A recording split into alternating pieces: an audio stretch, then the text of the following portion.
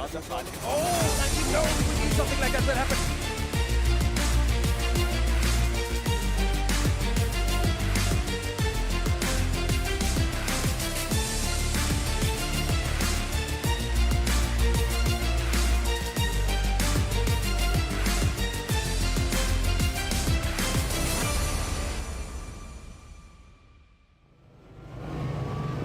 Hello and welcome to the Southern African Endurance Series. My name is Nadine Wilkin and this is my co-host Chloe Grace. And we're here out at ZWARTKOPS today, ready for qualifying. Chloe, it's been quite an interesting day out with practice rounds today. Anything stood out for you with the gents? Oh my goodness, so much stood out, but one thing that is certain, having also spoken to Pesty Racing, is that they want to also continue and make sure that they dominate the season. Yes, they've had a few issues here and there, but they've sorted it out and they're doing okay. I mean, we also looked into the Nova. The Nova is absolutely blistering quick, so that's been exciting. And I think the biggest thing, Nadine, I mean, we were worried about the weather, right? The rain, saying that what's going to happen, and the drivers were talking about the lack of grip. But then now, since we've burned so much rubber, we've got grip now, the drivers are happy, and we're all systems go. And the weather's held out, right? Yes, and I mean, we're wearing shorts, so yeah. Yeah. Well, anyways, there's been a lot that's happened today during the practice rounds. We've had the bikes go out, they've already done their qualies.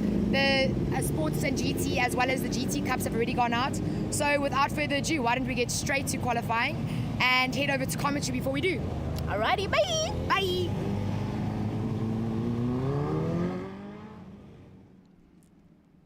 That's right, we were gone with a bang, we left with a bang in 2024 and we're back with a bang in 2025. It is round one and we're here in what was a bright and sunny ZWARTKOPS, and behind Nadine and Chloe were some clouds. I won't describe what nature of the clouds were, but for the time being it seems like the next few qualifying sessions, 10-minute segments for a total of 6 groups coming over the next hour or so, is going to run smoothly. And starting up are driver 1, the lead driver for each of our SAE teams with Group A, Steve Koenig. Welcome back.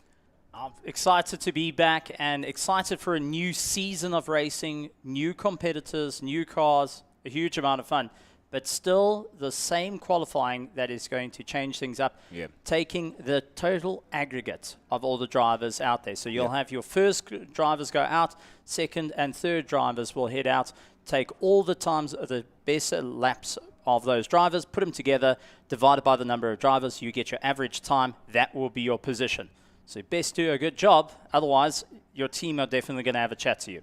Yeah, 100%. The qualifying format, borrowing, I suppose maybe it's a cousin once or twice removed from index of performance and the idea of averaging performance as opposed to choosing out individual. So that is going to make a huge, it's going to make a huge difference rather if you have drivers that are able to pull that time down as quick and as low as possible. So your more aggressive racing drivers are really going to have to come to the fore when it comes to the next hour or so.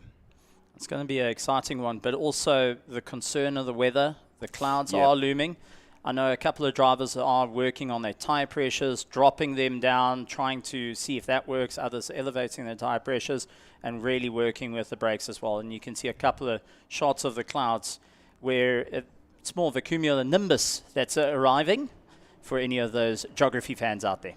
Yeah, I wonder if any of the racers are going to be thinking cumulonimbus at the point where the soaking track, if that ever comes, ruins their qualifying or racing. But for the time being, clear skies, and everyone probably would be hoping for that because that's what they've prepared for, really. Yesterday we had an open practice and everyone got a chance to get acquainted. We see the Nova Proto 2 there, which has had plenty of reacquaintance with racing circuits. Saw it down in the coast with some work being done on the car. Now we're back up north here in a sunny ZWARTKOPS. Andrew Horn also circulating there. And we've already got the Inter Africa Lamborghini Huracan at turn 4. That's turn 4. That's straight lined and locked up. You can see he's left a bit of the 11s down there. That is not good.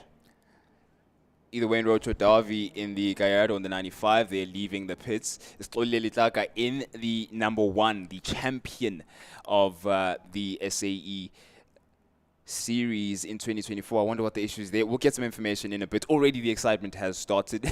We're going to have to be on our toes from the get-go, from qualifying all the way till sometime sunset tomorrow, Stephen Koenig, when the racing finally gets underway.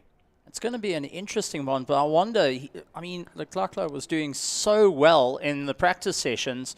Very, very odd to see him going and losing it into turn 4. Thankfully, the bit of runoff allows them to protect the car and they're not getting stuck in the kitty litter. Yes. But Yes. that does mean yellow flags, which means you have to reduce your speed heading through turn 4. Yeah. That's going to be a little bit of a problem for anyone setting those blistering lap times. Yeah. Blistering lap times, something we saw plenty of with that particular Nova Proto 2 throughout the year. Very impressive racing drivers, an array of talents that have donned that unique colored livery, unique colored overalls. Very beautiful setup to look at, and also to see their performance. The results speak for themselves. I mean, Nick Adcock, Michael Jensen, and this year Ryan Nyka joins the fold, as we see. I think that's Shayur Harpal, if I'm not mistaken. Guess something going on. Kick up coming from Andrew Horn's Yep, car on yep. the heading up to turn 5. Yep, that is Shayur Harpal in that white Gallardo. Let's see. Totally back in the pits to have a look at what the issue was there with the number 1 Lamborghini.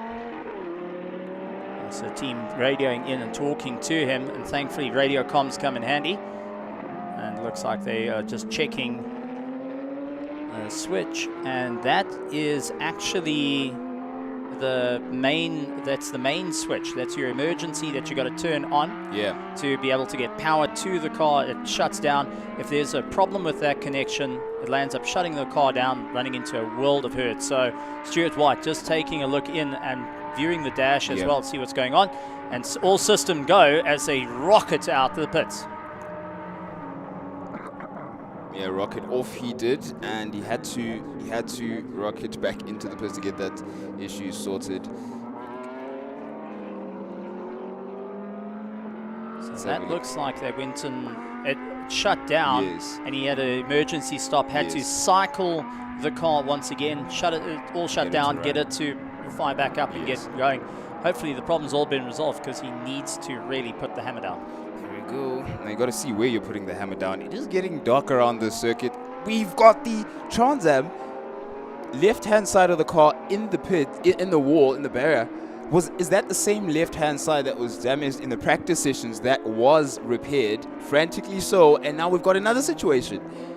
And our marshals have given us, oh my goodness, we've got end of quali for that. They're going to need to move the car out. And that's up at turn 5, coming up, that slid is out. At turn 5.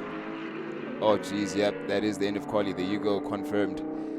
And that is, oh, geez, we've got red flags to confirm. Yeah, we're going to have to rehash the plan. How soon did you want your excitement? Well, we gave it to you possibly sooner than you expected, 5 minutes into this qualifying session. 10 minutes at a time does each group have.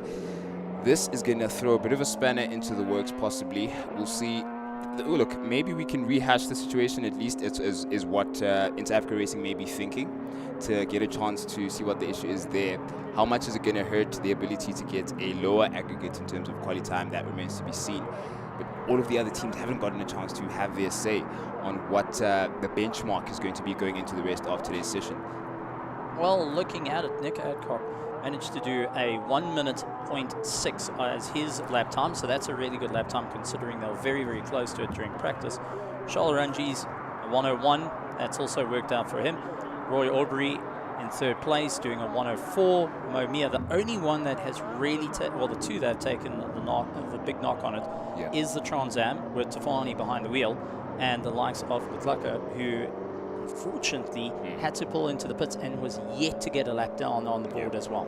Yep. They certainly are able to get their laps down. I mean, looking at the earlier practice sessions, Stuart White in that same Lamborghini broke into the 59s.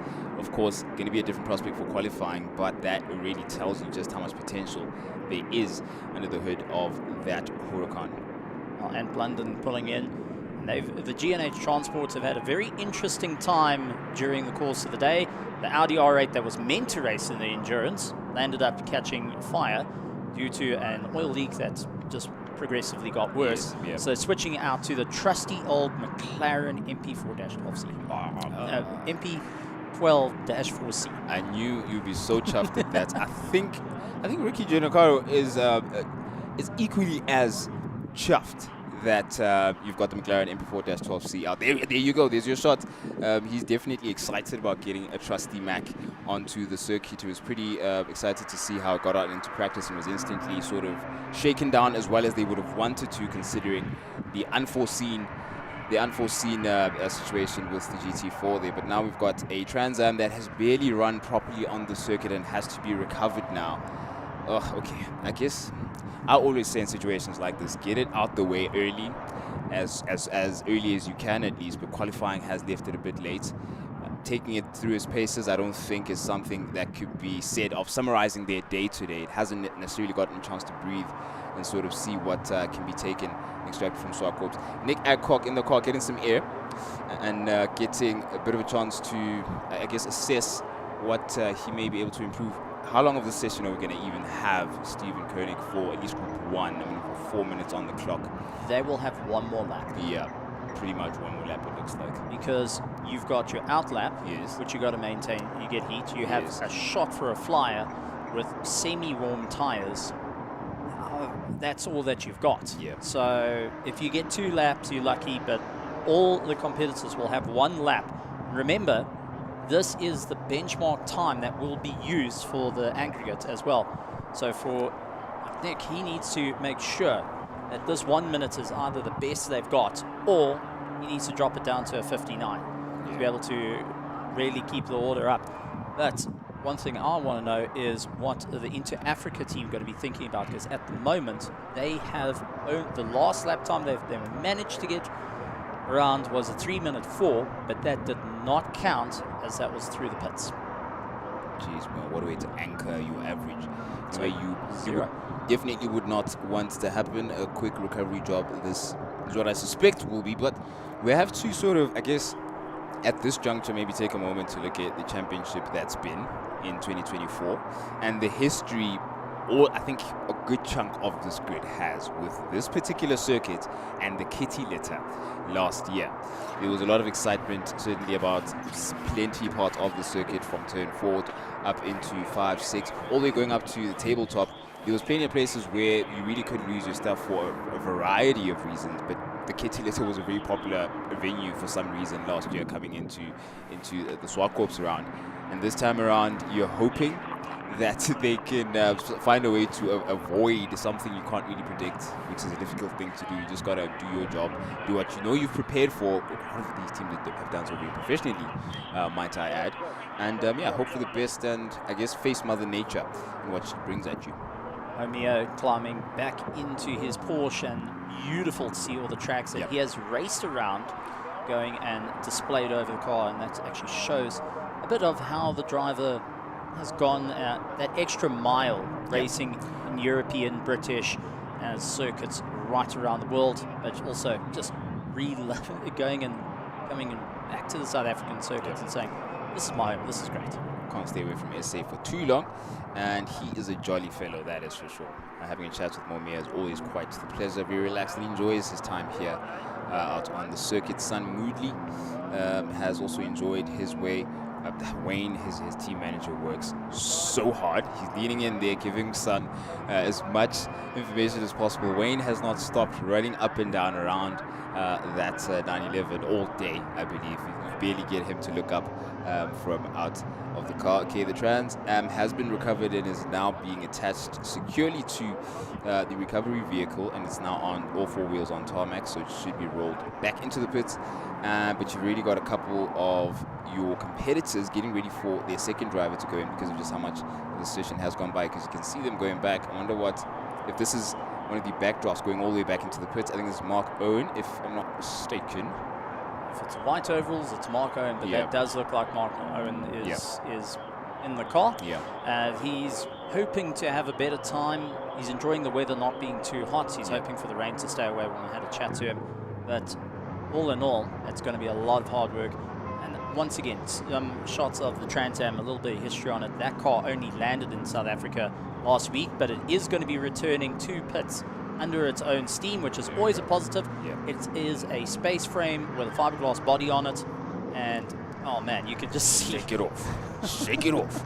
It's like seeing your puppy or your dog recover from the mess it's just made, and it being naughty, shaking off the dust and running along, and yeah, get back onto the playground. That's exactly what you want to see. I think it's a good show and display for the team as well to know that they don't have to worry, and it is hopefully, fingers crossed, a cosmetic or superficial issue that they have to deal with. Most probably, these cars are rather rugged. The Trans Am series is a rather tough series. That door-to-door banging is part and parcel of it. Fiberglass body does break, so it looks a lot worse than it actually is. Yeah. Much like the likes of the Shelby Can-Ams, where they look rather fragile, but they've actually got some pretty solid chassis built to ensure that they can keep going no matter what. Yeah, sturdy is what you want. The Nova Proto 2 with Nick Adcock at the wheel, straight back onto the circuit for him to improve, possibly drop into the 59s. Who knows? He's not too far off with a 1 minute flat 0.6.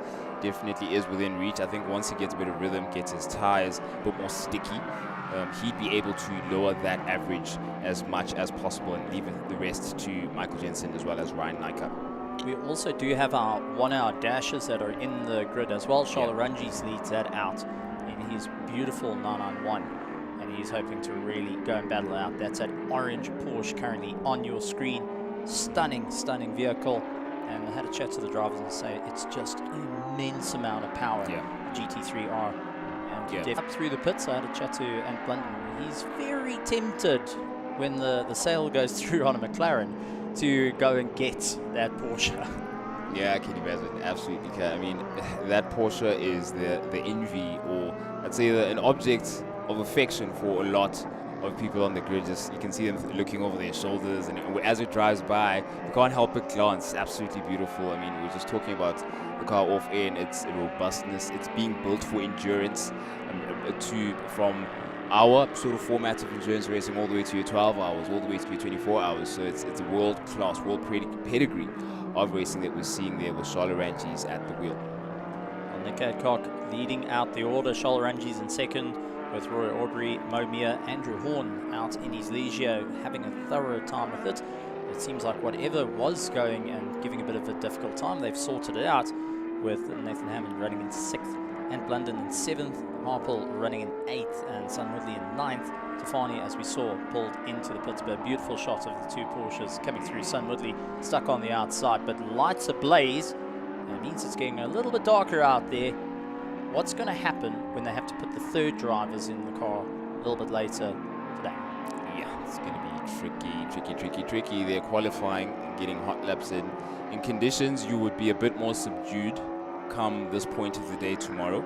If we even get to this level of darkness around the time, I think sunset is just before 6, scheduled to be around just before 6. So it may not be the easiest way to finish up the day's racing. If the clouds clear up, it will be a bit more bright. But Nick Adcock already brightening things up, and imagine how brightly lit his brakes are as he sets a 59.2. He's already broken into 59s, and that's intentions very clear from the start. I think another thing going into round 1 that needs to be taken note of is the way the championships shaped up in 2024. Some rounds were missed. Some compromises were made by a lot of these teams, and they paid the price towards the end because of how much the pressure mounted as the rounds came by. So you can tell that it's a lot more competitive now. It's calm, it's quiet, it's enjoyable, but it's also very competitive. Our competitors know how to hide. They have a very good poker face, so they hide the aggressive nature very well. But there's a lot at stake because this counts so much in a series that incentivizes for you to stay throughout and be able to race at the end of the year at the SAES 9 Hours of Kyalami. One single point. Go back to that. Exactly. One single point separated a national champion in 2024, and there's the Inter Africa pulling into the pits yet again. Still has not set a time on the board, which means whatever Stuart White does, this car is going to be at the back. Jeez. They got to put a time on the. We can guesstimate that maybe 4 or 5 minutes into the next group's qualifying session, maybe even more. You just don't know. This is very difficult to diagnose at the moment, but it's definitely about to hack away at this precious qualifying time. they're going to have to only bring Stuart White out in the third group to be able to go out, because it's a 2-driver pairing instead of 3. It's a staggered approach. So you will have a little bit of room. Ant London going and moving up into 5th place, going and knocking down Roy Aubrey as they make their way around. 45 seconds to go. A couple of cars only crossing the line now, but take a look. Nick going and putting in a huge lap time there. 58.8 in the running order. I mean, this is incredibly quick. Breaking new ground. Incredible. A Formula 1 around ZWARTKOPS does that. Incredible. And we're seeing this now. This is definitely your appetizer, if you wanted one, for what we're going to see going into the rest of the weekend. But intentions set by Nick Adcock, captaining that ship from the front and setting the example. I'm now even more excited to see Ryan Nyko when he steps into that car, and how much his training and preparation going into getting into not only this car, but a handful of others as well. Very eager young man for him to race, so he will be excited to see how this Nova can get to the limit here at ZWARTKOPS. Michael Jensen, who you can't sleep on as well, did a fantastic job as Roy Aubrey gets a checkered flag, and it does look like Ant London as well. Sun Mudley gets the checkered flag. So that is the end of the qualifying session, and our first batch of drivers done and dusted. Yep, there you go. Some had it smooth. How smooth, you ask? Well, 58.8 in the words or in the performance of Nick Adcock, and not so smooth into Africa Racing. We weren't able to get a clear lap in and finish this trailing this first group of racing drivers for the first qualifying session. We had a mix, of course. We also had the 1-hour dash class, where Charles Arangis has set a benchmark with a best time of 1 minute dead, and that is 1 minute 0.3. So you're going to have to distinguish here, because a lot of them can get quite close to each other. The closest time around that from earlier on in the day, I just want to see here. Nyko was able to get there with a 1 minute dead at 1.1. So he is there in terms of performance. Let's see what he does for his personal, I suppose, pecking order that he might have in his head in terms of where he stands in terms of performance. Charles Arangis is certainly impressive for the first time out. Shayur Harpal was in the trail of some sort of, is in the trail of Andrew Horn. There was some residue or something like that going up to tabletop, but after that he was able to get a best lap of 1 minute 2 seconds 0.4, and that was his 6th lap out. A 6th lap which had to be sort of you staggered to it because of the situation in recovering the Trans Am. And once it was recovered, you had pretty much half a lap for all the teams to go out again. No one was able to get anything better from lap 5 or 6 or so onwards. And we also have Nadine down in the pits. Okay, I'm here with Sean Moore. Sean, you guys are in the Trans Am with Jacket Racing. You guys went off track and we pulled the red flag out. What happened? Yeah, 2 bad sessions in a row. Car's got a bit of a problem with the gearbox change down. We're going into neutrals. So what's happening getting into the tabletop is you really need gearbox assistance for slowing down. It's going down into a neutral, then it's skipping a gear, going down to second, and that just unsettles the entire car and turns it around. So unfortunately, Ali was unlucky earlier, Fabio unlucky now. So we need to change the box. Yeah, you definitely need to pull something out the hat before tomorrow. Do you guys think you'll be able to get back in for a quali session today, or are we going to just kickstart the race day tomorrow? Yeah, no, we're not out for qualifying, unfortunately. That's off the cards. We're straight into the back end of Class A tomorrow. We've got to do that box change now. There's just no point in going out, otherwise I'm going to do exactly the same as my compadres have done. Well, wishing you guys everything of the best. Thanks for staying, guys. Have a good day.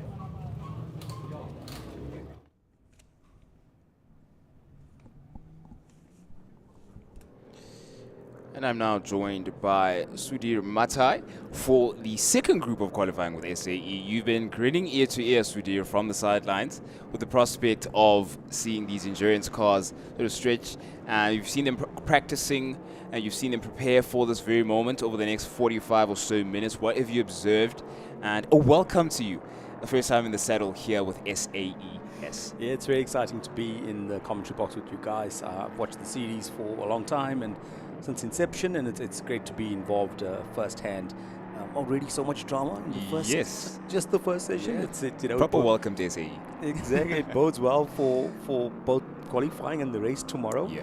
You've got really fast cars that don't qualify really well, and you know that guys like Stewie and them are really quick in that car. So Yep. starting further back in the field is going to be exciting, at least from a viewing point of view. 100%. Not necessarily for them. They got a problem to solve. Yep. I hope they fix that Trans Am.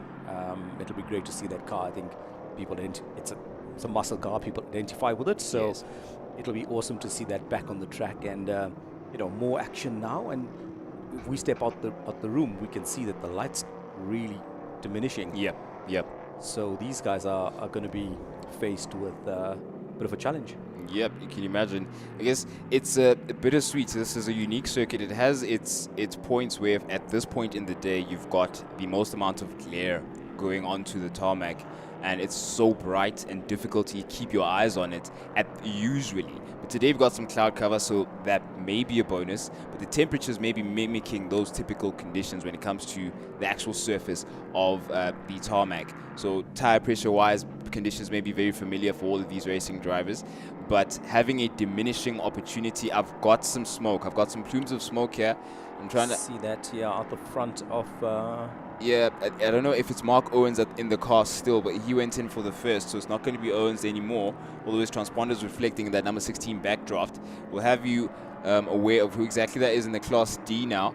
Now, of course, for definitely an issue. We've got a serious issue. Number 16 is going to have to get back into the pits for this issue to be solved as quick as possible. If I had to guess, it looks like the wheels come loose and it's rubbing up against the bodywork, hence all the smoke. Yeah, yeah. Particularly under braking and when the car is leaning over. Is it Gianni Gabbiani? Yes, it is Gabbiani. Yeah, it's the tall frame of Gabbiani. You can see he gets a bit further up, vertical into the car than Mark Owens. And do we still have smoke? I'm not sure. But it leans the other way. Yeah, that's where it comes. And perhaps under braking, it's possibly rubbing the tire. And he's going gingerly up. There you go. Yep, it is the tire. You're right. It's the tire. Saw that residue. Sharp eye. I thought so. Yeah, and you were mentioning the lighting conditions. I think it's an important one. People don't realize it until you get here that because the circuit has that elevation and those angled surfaces, picks up the afternoon light. I think the guys will be really pleased today to see that mottled effect coming from the cloudy conditions overhead. Yep. Keeping things a little bit cooler, so the tires maybe don't come up to temp as quickly in a short qualifying session of just 10 minutes per driver. Yep. So it's a balance between the car's got more power because it's cold. The air is nice and dense, but we're looking at cars running wide. I mean, just on screen right there a second ago, car number 135. Yep. Just not finding the purchase across the front axle. Just suffering a bit of understeer. So the guys got to really balance it. Should we go for it? Or is it too cold now and just save the car for the entire race distance? Yeah, and that is Betancourt, Andre Betancourt in the car at the moment in that 113. A lot of, that's a quick recovery from the number 16. I wonder what the issue was there. If it wasn't a flat tire, it may have been a loose tire, which they just torqued it up and sent him back out. And the debris, there was a huge chunk, like a significant chunk, let's say, that flew from the car to outside towards the side of the car, the right side of the car. Some rubber flew out there, so it definitely was something that was damaged towards the tire. But yeah, back out as quick as possible. That's what you want. It took up all of 40 seconds to a minute because time is precious. And it is Gabbiani who's going to have to get his tires. Betancourt in the kitty litter, which I spoke about. It's a very popular destination. If you haven't found your tires at the optimum temperature for qualifying conditions, for running conditions, really, that's exactly what happened. That's it. The exact car I spotted a lap ago, running wide at turn 5.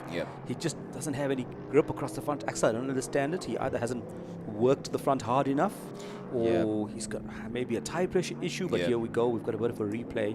You saw under braking. Did you see that? He's had a bit of a wiggle there. Yeah. He had a turn in oversteer and decided the safer part there was to actually open the steering wheel and run the car wide as opposed to continue turning in, and then he'll end up in a spin. His rear would be at the front. He's not gone back. He's not gone into the pits. He's recovered the car. He's continuing to lap, so he feels maybe it's better to just keep lapping and trying to chip away at his lap time. You said it was Betancourt, wasn't it? Betancourt, possibly Ambition going ahead of the car. So he's had a massive slide going to turn 2. I think he's off the track again, He's got a massive amount of turn in oversteer. There he is, recovering out the kitty litter again. He's buying real estate. I hope Peter du Toit knows that Mr. Betancourt is buying up real estate all over SWARTKOPS outfields. You seem to prefer the sandy bits of the real estate. Peculiar taste, I would say. Isn't that company called Bettencourt Real Estate? Is it him? Is it possibly I'm him? not sure. Wouldn't be able to say, but a car that has had its niggles come and go. Yeah, Bettencourt peeling in now. Going to have that problem solved. Number 16 seemed... No, that is not Bettencourt. That is Baron Pretorius. White helmet. Similar, white helmet. Similar car, but not quite the same. That is Baron Pretorius. Quite an impressive performer in this class. He and Harum work quite hard to be consistent. There's Harum in frame there. Yeah, they're pulling the plug. So yeah. Pretorius said, well, that's it, I'm done. We'll put that in the garage and we'll live to fight another day. Now, interesting observations that are made a lot by not only the racing drivers in this particular class, with that particular car, but some newbies as well who've come up. We've got Lucien Ranchanda, a Formula V champion. I know, yeah, he raced Formula V years ago. Exactly. And we'll talk about Lucien in a bit, but we have something from Nadine in the pits.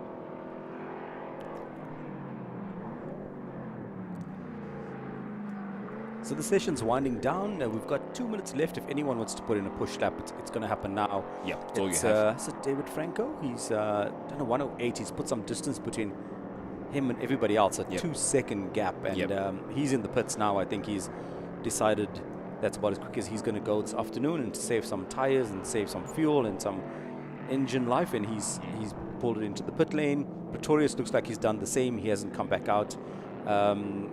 Sechaba Machigo, good buddy of ours, he's still out there lapping. He's in the mid-high-ish 110s. He's having a great run. He had a good season last year as well, and seems to be enjoying his time. And just as I say that, someone has a massive lock-up into turn 1. Right, it's our friend Mr. Bettencourt. He's looking for more real estate by the looks of it. Latest real estate owner. He's exploring the extremities of SWARTKOPS, but he seems to have a handle on it now. It just seemed to me like that car had a massive amount of turning oversteer, but perhaps the tires were just not warm enough for his liking, and now the car seems to be sticking a bit better. It's such a cool sight watching these backdraft machines circulate. If we turn the screen to black and white, we could imagine we were straight back in the 1960s watching endurance racing with some famous names in the pit lane, some American muscle car makers like Mr. Carroll Shelby and so on. And we're winding right down now. We're into the last minutes of qualifying, so if you haven't put in a lap, it's probably too late to blast one off. So whoever crosses the line now should be able to complete that lap, and it will bring an end to their session. Yeah, nothing predictable has come our way so far with the first 2 groups. Ooh, another sideways oversteer. Oh, there's another 2 one. of them. This has a full looped it. put away. He's looped it. He's absolutely looped it. Synchronized spinning, they call it, and quickly recovered and back into the picture there. You had to be quick because there's a lot of cars closing up their laps. It I think was either De Silva or Branders. And Mario De Silva, Denver Branders, yeah. Let me have a look down. Yeah, it was De Silva, and he's the furthest down the running when it comes to this group of 11. Oh, he's not going to be chuffed. It was his push lap. He left it to the end. So he's trying to build up the temperature. It was his push lap, and the car directly in front of him, and we were watching him, and he had a big sideways. But there was Sechaba, and then I think, that was a close one. I think it was either Gabiani or Bettencourt nearly tagged him. So you're a racing driver. Don't they say that you go where you're focused? Wherever you put your eyes on the circuit, that's exactly where you're going. Well, it looks like for De Silva there, he was focused on someone losing his stuff. And that's exactly what came his way. Firstly, you're very kind to call me a racing driver. Well, the way you speak, of course. But yeah, it's very much a case of look where you want to go and drive your own lap. If you pay too much attention to the guy in front of you, you tend to end up doing what he or she is doing. 100%. They outbreak themselves, you'll outbreak yourself, and they understand, and you tend to follow them off the track. Yeah. And any experience for you out on ZWARTKOPS in particular? Yeah, I've done loads of laps here, road cars and race cars. Yeah. So what's the trick there at turn 2? Because there's something about that change, that surface change, getting your timing right, placing the tires properly, that seems to be a bit difficult to navigate. Turn 2 is a little more than 180 degrees, which I think people don't necessarily realize. And I tended to take a lot of curb on the outside of turn 2, so to the entry point. Okay. You've got to be patient on the throttle. Yeah, there's that Inter-Africa Lamborghini back out, it seems. Ready, Stewie at the helm. Yep, that is That's Stewie Stewie. in the car, getting ready to go out. Just saying a quick prayer. Eyes closed, quick prayer there. Quick prayer to God. For everything to go well. Lambo is hopefully solved, and 10 minutes was enough. 10 minutes and some change may have been enough for them to get out and join Group 3 for the qualifying session. And as Steve Koenig had called, it would take a bit of time for the car to be recovered and for Stu to come back out with the Lambo in one piece. These are reigning champions, of course. Won it in emphatic fashion last year. They've been involved in several situations where it's left down literally to the wire for them to claim their glory. Whether it is one round that they're claiming or one championship that they're fighting. Came close a couple of years ago and lost it at the dead end of the race in the last 5 minutes, where the pit lane is closed, and our CEO Wayne Riddell had to, in person himself, go down to the pits and close, according to the regulations, the last 5 minutes, of course, of pit lane, of the race rather, means pit lane is closed, and Inter-Africa weren't able to get back out onto the circuit and take their championship. But redeem themselves, they did, a couple of years later, and here they are now as reigning champions. I am now joined by the lovely Chloe Grace Mbanza, who has gotten a feel for the circuit a lot better than myself here in commentary. What's going on? What's the vibe like, Chloe, on circuit, on ground level, at ground zero? Listen, it's absolutely exciting. That's one thing for sure, because you know when you're like a little child and you've been off sugar or you've been at school for a very long time and you're finally on holidays, that's what it kind of feels like on track. Everybody's just absolutely excited because we just come back from a break. We do know that in Johannesburg mainly, well in Gauteng to be precise, that there's been a lot of rain. Yes. So there was, of course, doubt as to will it be raining today? How will the track feel? Are we going to have grip? But the good thing about the practice session is that we were able to burn off some rubber and getting in times, of course, for most of the drivers and the riders as well. So everybody's feeling confident. I spoke to Sia Chabalala as well from the riders, who went on to say that, listen, it is grippier now and I've got better handling as well. So they are feeling great. And then when you also, of course, speak to the likes of Stuart White, who've gone on to say that, listen, we are trying to defend our title. Yes, they're starting off to a shaky start, but everybody is just electric today. Yeah, shake it off today. I had a word with Lole, and he was like, listen, we're not letting any rounds go this year. Every round counts.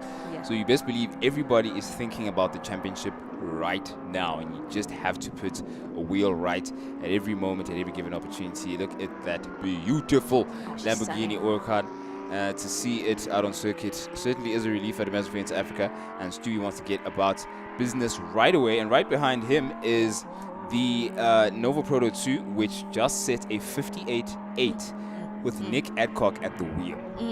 But you know what, pit stops, I think more than anything, one thing is always certain about the Nova is that they will sit in blistering times. I mean, you saw Ryan Nike as well during the practice sessions, under a minute, and I was like, sure, oh my goodness, absolutely incredible. So it's really, really nice to see that they are consistent and they're just keeping up the pace, because that's the one thing that you want. You want both drivers to match themselves. And I mean, we call this the Beyonce of the car, Samlin Racing, with this Lambo. She looks absolutely fantastic, pit stops. And I mean, it's been great to see her on track as well. I mean, I call her. I think that's what most car people do now. I think we call our cars her.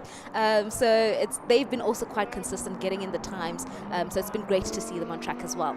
Yep, they're definitely excited. Samlin Racing, of course, is the official event sponsor for Round 1. Yes. So it is the Round 1 here at ZWARTKOPS, the SAES Championship, brought to you by Samlin Racing, which have just come in full commitment for this championship from last year. They came in fresh, green as ever, and just got down and got to work from ground zero, and they really never looked back. And here they are now, class winners in Class B. These are reigning champions. Yeah. That is Samlin Racing. Of course, in frame we have Michael Jensen now getting into the swing of things, setting a time of 1 minute flat 0.8.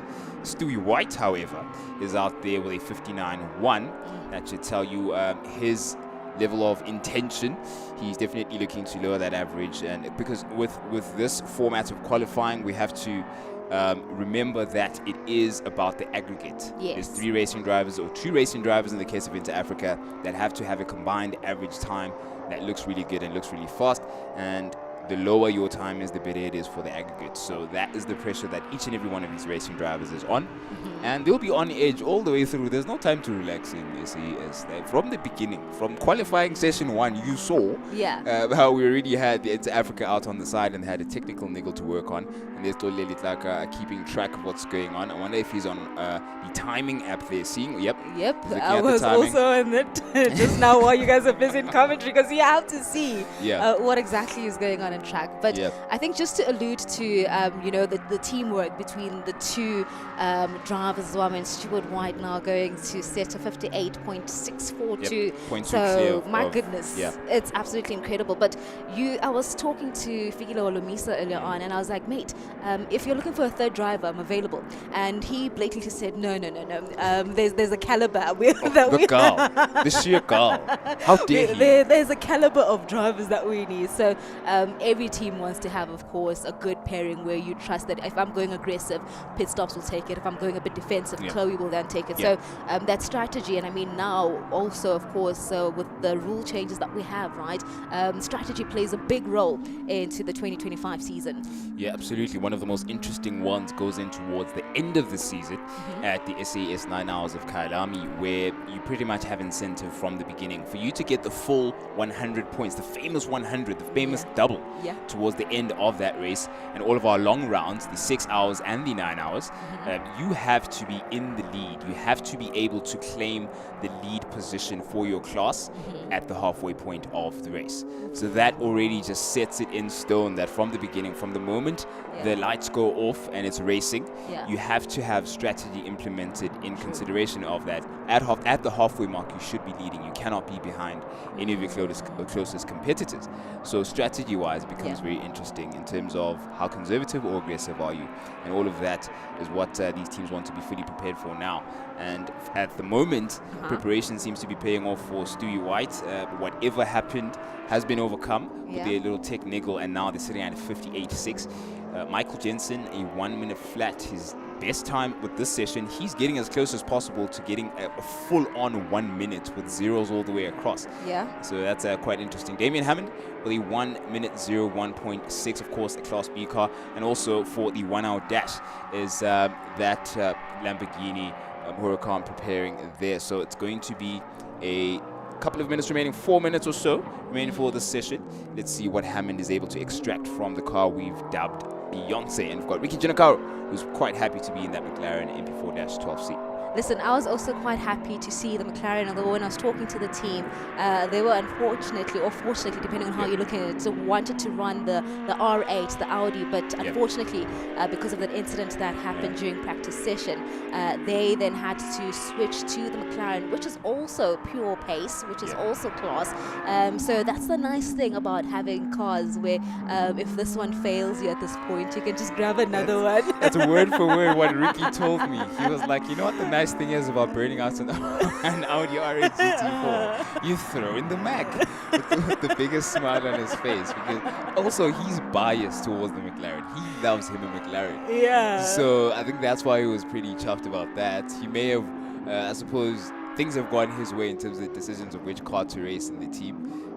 Slightly unfortunate that it had to come at the cost of that Audi R8 burning, but he got his way nonetheless.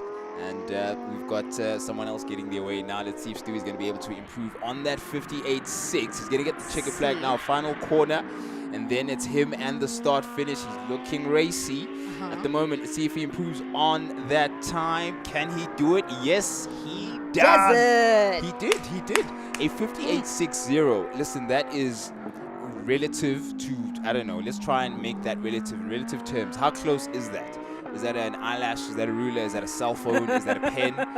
Whatever it is small. It is very tiny pit stops. Very tiny, but it's going to make a huge difference when it comes to the average. But you know, one thing that is absolutely impeccable in terms of Inter-Africa racing, I think the fact that they have continued racing after we closed our series at Kyalami, then they continued racing, 100%. went to the UAE. So they're not trying to start over, dust off any rust. No, they're literally just picking off from where they've left off. So I think it shows that the more you do it, the quicker you're going to be. The sharper you are, they're not knocking off any cobwebs whatsoever. You're absolutely right there.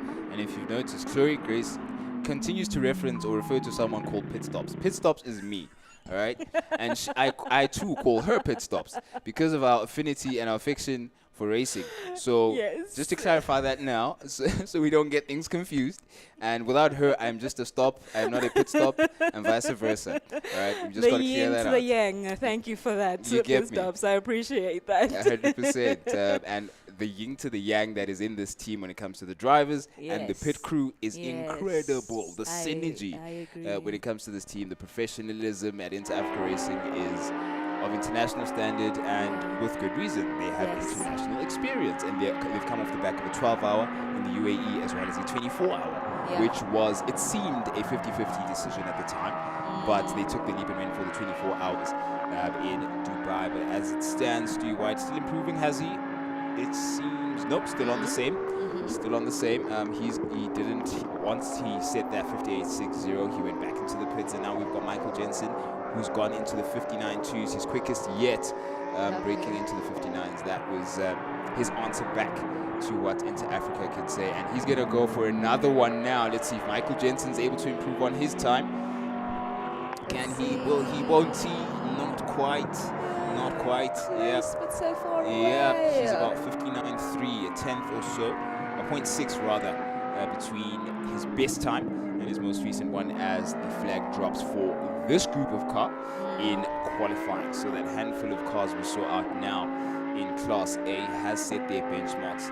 Damien Hammond for the 1 hour dash, a 1:0:012 being the best time. Got very close actually with the follow-up time, most recent one, so it was still on a flyer towards the end of that, but couldn't improve it. Quite difficult feat to be that consistent, and a lot of the time these racing drivers are able to achieve it or improve it, which is always quite impressive. Sometimes pit stops, you just run out of time. That's all that it is. I think I've heard a famous Formula 1 driver say that if we had more time, more laps, 100%, then maybe we could have just gotten a bit closer. I must admit, in some cases, these drivers would need a couple of years, okay? Not a couple of laps, a couple of years. A couple of years? You know? I don't know who you're referring to, and I don't want to know. Won't go there. Won't go there. But that closes it for Group 3. When it comes to driver 2 of each of the teams. Let's see what the next session has in store for us. It was, I think, a smoother of the two when it came to qualifying so far that we've seen. And there's Ricky out the car now. He's going to shake it off. Is he happy about it? Is he not? He's a very cheerful character, but it's such a pleasure to chat to him and just to feel his passion for the GNH Transport setup. The last of these qualifiers is just cooling down as we speak. And there he is, or there she is rather. There she is. Yeah, that is Beyonce, of course, making the last couple of turns, and it's going to be heading into the pits. The Hammond setup at Samlin Racing is just absolutely phenomenal. Also, professionalism, just the level of synergy with the team as well, the camaraderie amongst the racing drivers and the pit crew. All of that is just quite something to enjoy. And I think if you haven't bought your ticket, please do that now.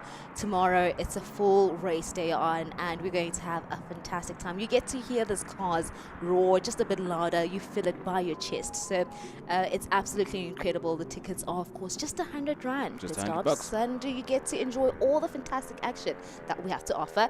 I'm about to hand it over to Steve Ovo. Steve Ovo. I've got a nickname for everybody. You do. That you do. It's a red light for Chloe and green for Steve Kernick. It's going to be green for the next group of qualifiers not too long from now. And we're on the hood of what looks like the class. Yep, that is PSD Racing. I was looking for the stripe there. Steve would definitely recognize the hood of this car from any angle because of how involved he is with this team. Family friends can say that. Eh? But it is time for our national V8 racers to take to the circuit. Yeah. Class C and Class D for their second round of drivers. And it's going to be an interesting time. So far, we have seen drivers pushing the boundaries a little bit too hard into turn 2, which, as you see, we're going around now with our Pesty Racing going and doing a phenomenal job in last year's championship. Yep, and an important one to note is the fusion of what was last year's Class C and D into one Class C. And now we have our former Class E, which are the V8 Roadsters, up into Class D. So it is a bit of an admin change there, but nonetheless still the same level of performance that you see. Just the practicality of the level of performance that some of the cars were between Class C and D last year meant that you could have them within the same class and have them vying it out for championship honors. That's it, and they did considerably well in last time at ZWARTKOPS, hoping to score some more points, and considering that Harm and Barnard Pretorius went and won the championship for the National V8 Roadsters. 100%. They have to retain the crown, so qualifying is definitely what is on the cards for them to break away from the pack. Oh, the last few minutes of Kailami last year was so difficult to forget.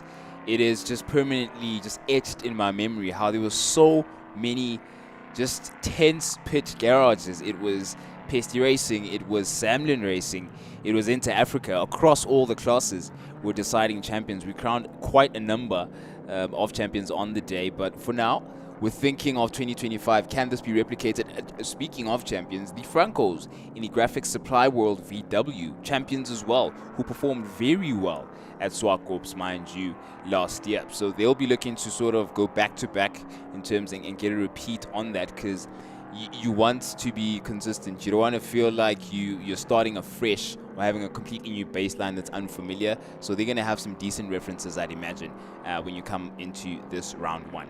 Sunset coming up to turn 5, catching a couple of drivers off, as we do see Franco keeping very far wide out of turn 4 into turn 5. And he is getting pressured by Harm Pretorius all over the back of him as we jump back on board. I've got to say, I love the cameras getting us a bit of a shot as we go down to turn 8, hard on the anchors, quick left hand onto the power, and you can see once again Franco keeping his foot on the gas, setting a lap time of a 1:12.2, while Pretorius was able to get a 1:13.0, and that front wheel drive VW is leaving the backdraft out of the corners. It's getting a lot of torque to it, but soon as you get onto the big straight, there is no replacement for a displacement, and the big V8 is definitely going to be the one shouting at it. Yeah, 100%. And it really, it's a bit natural to us now to have this perspective of the circuit, because we've seen it a couple of times, but we have to shout out to our fans joining us on the live stream. Let us know what you think about our new onboards across the entire field that we have, getting to see a new perspective of the circuit. And we have Nadine in the pits at the moment. So I'm standing here with Stuart Wright from Inter Africa. Stewie, what happened with your shoes this morning? Was it a bit dark when you got changed? No, so it's actually quite an interesting story. We got new kit from OMP, so really fantastic kit, and we got one pair of black shoes and one pair of white shoes. So I asked Exo, does he want white or black? And he said no, this year we're a full diversified team, so he wants me to take one black and one white, and he'll do the same, and it's going to bring us and the team a bit of luck. So we went for it. So far it worked until qualifying, and we had a bit of bad luck, but I just asked him now, we're going for the same one shoe tomorrow, and then we'll see if it brings us some more luck. We have a bit of work tomorrow, but we've been here before, coming from the back, and we fight it for victory, so the plan will be the same tomorrow. Okay, and tell me what actually went wrong in qualifying? It was just a sensor on one of the wheels that failed, so it switched off the ABS. So we came in, we changed the ones we thought it was. Unfortunately, it wasn't that one, so when we had a bit of a longer time, we could just run through everything again. The issue is fixed now, so now it's just fingers crossed for tomorrow to have a trouble-free day. Cool, thanks Stewie. Right guys, that's our reigning champion going for a double win in 2025. All the best. And Stewie White always has something interesting going on with his choice of footwear. It's either socks or an oddly colored combination of racing boots, and he seems to be sticking to that checkered flag theme, because I know the socks at times can be checkered flagged, and now we've got the black and white of the racing boots. That is very interesting, and he seems to be in better spirits now when it comes to having to overcome that issue that Inter Africa were facing for a bit. And we're on board at the moment, though, with Roberto Franco, Campione. Roberto Franco, winners of the class last year in Class D, of course, renamed now Class C. His son David, haven't quite bumped into him yet. It's been Roberto running things up with Graphics Supply World so far. And right now, in terms of qualifying, he's looking good, running things up to the top of this particular group with a 1 minute 11.0. He's 0.2, nearly 0.2 ahead of Steve Clark, right behind him. And Steve Clark coming in after a bit of a problem with the usual carbon car that we see, going and jumping into a bit of a standard backdraft and having some fun out there. He's running in second place in the qualifying, but Lucian Ranchanda, new to the class, new to the endurance series in the nature of tin top racing, is up into third place with a 1:11.619. So carrying a lot of momentum there. Dean Wilson with the 1:11.660. Gavin Rook a 1:11.872. Hiram Pretorius, our champions of 2024, down in 7th position. Mark Owens going and beating out Roberto Franco with a 1:11.031. So far, in the last 4 minutes, we have had first place switch around 4 times, going 5. No calling it, and that's exactly what Class D is like. So difficult to call throughout the duration of the race, and it seems to be the same for qualifying. And the unique handling characteristic of these Class D cars is just that you just have to be patient. It has to come to you. You can't rush it. You can't be over aggressive. And it's a Pretorius specialty. Barent in particular seems to have honed that ability to massage this car into the right parts of the circuit to produce the best performance. A recovery situation there with one of the cars. I'm trying to get a pick now who exactly that is, because we had a bit of an issue early on in the day with the Altezza that you have in frame at the moment. So just want to establish quickly who's in the car as it stands. The number 88 has, I'll tell you now, it's Van Heerden in the car. Peter Van Heerden, had a chat with him. He was doing the sticker work himself actually in the morning. A skill he definitely and admitted to have honed in karting, where you have to get the heat gun and get things going yourself. And getting a bit squirrely there under braking. Similar thing happened to Betancourt in the car right in front of Van Heerden at that particular part of the circuit, and Betancourt had to go on straight and recover the car from out of the kitty litter. But glad to see that the number 16 is on the circuit at the moment. Yeah, gonna try and make a clean session out of it. It's been, I think, the best we've had so far. Everyone has overcome their relative issues for them to be able to finish this part of qualifying. Jeez, our time flies, Steve. Now, Marco Unso is definitely on an absolute flyer. First place for him. Roberto Franco still holding that second place at the moment, 0.044. And remember, it's the National V8 Roadster class that's currently leading out, which everyone wants to be in because it is one of the most competitive classes in endurance racing here in South Africa.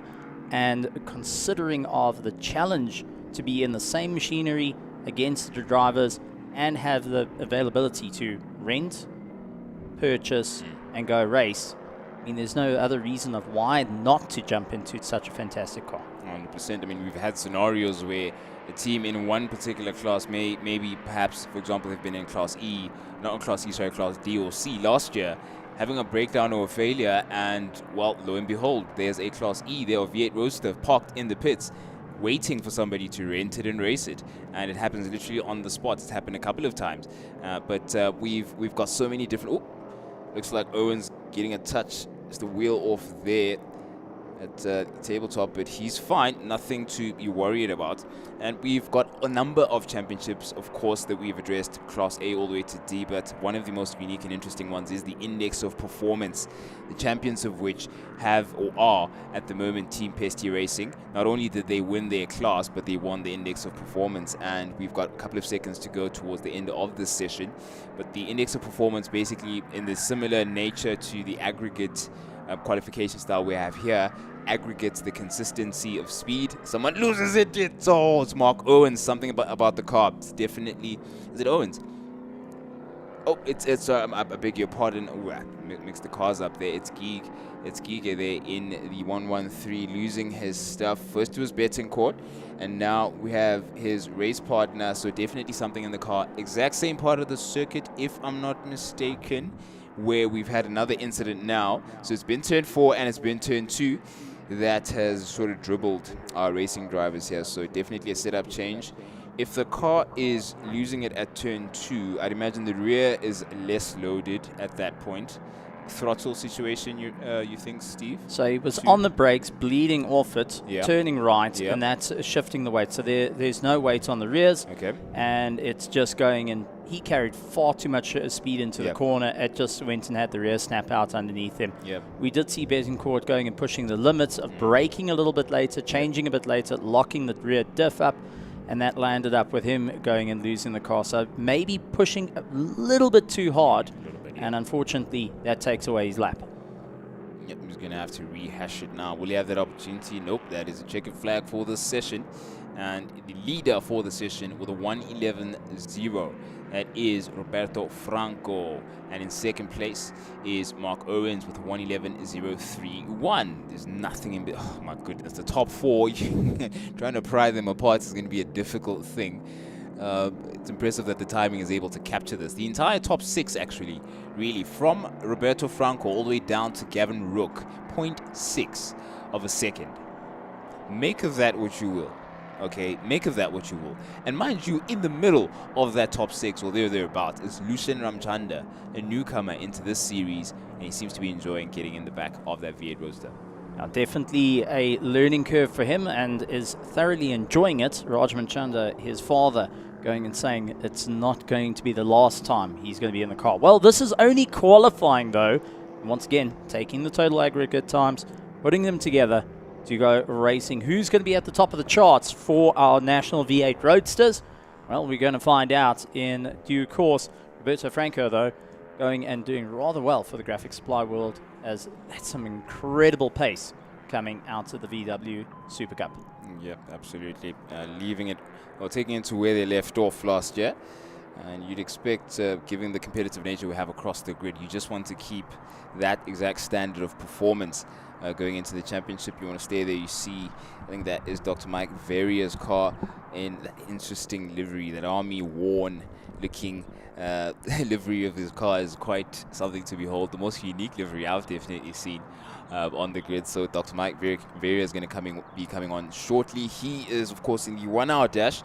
So he's getting his prep in, doing the last preparations, and then going to set a benchmark for himself where qualifying is concerned. Reigning champ, of course, he was crowned last year. Here he is by side with the 75 McLaren MP4 12-C of GNH Transport. And CEO Wayne Riddell, as ever, looking at the most minute of details, and he and Nadine probably getting some more intel on Inter-Africa Racing, which we'd be very happy to hear about in terms of what's been going on there.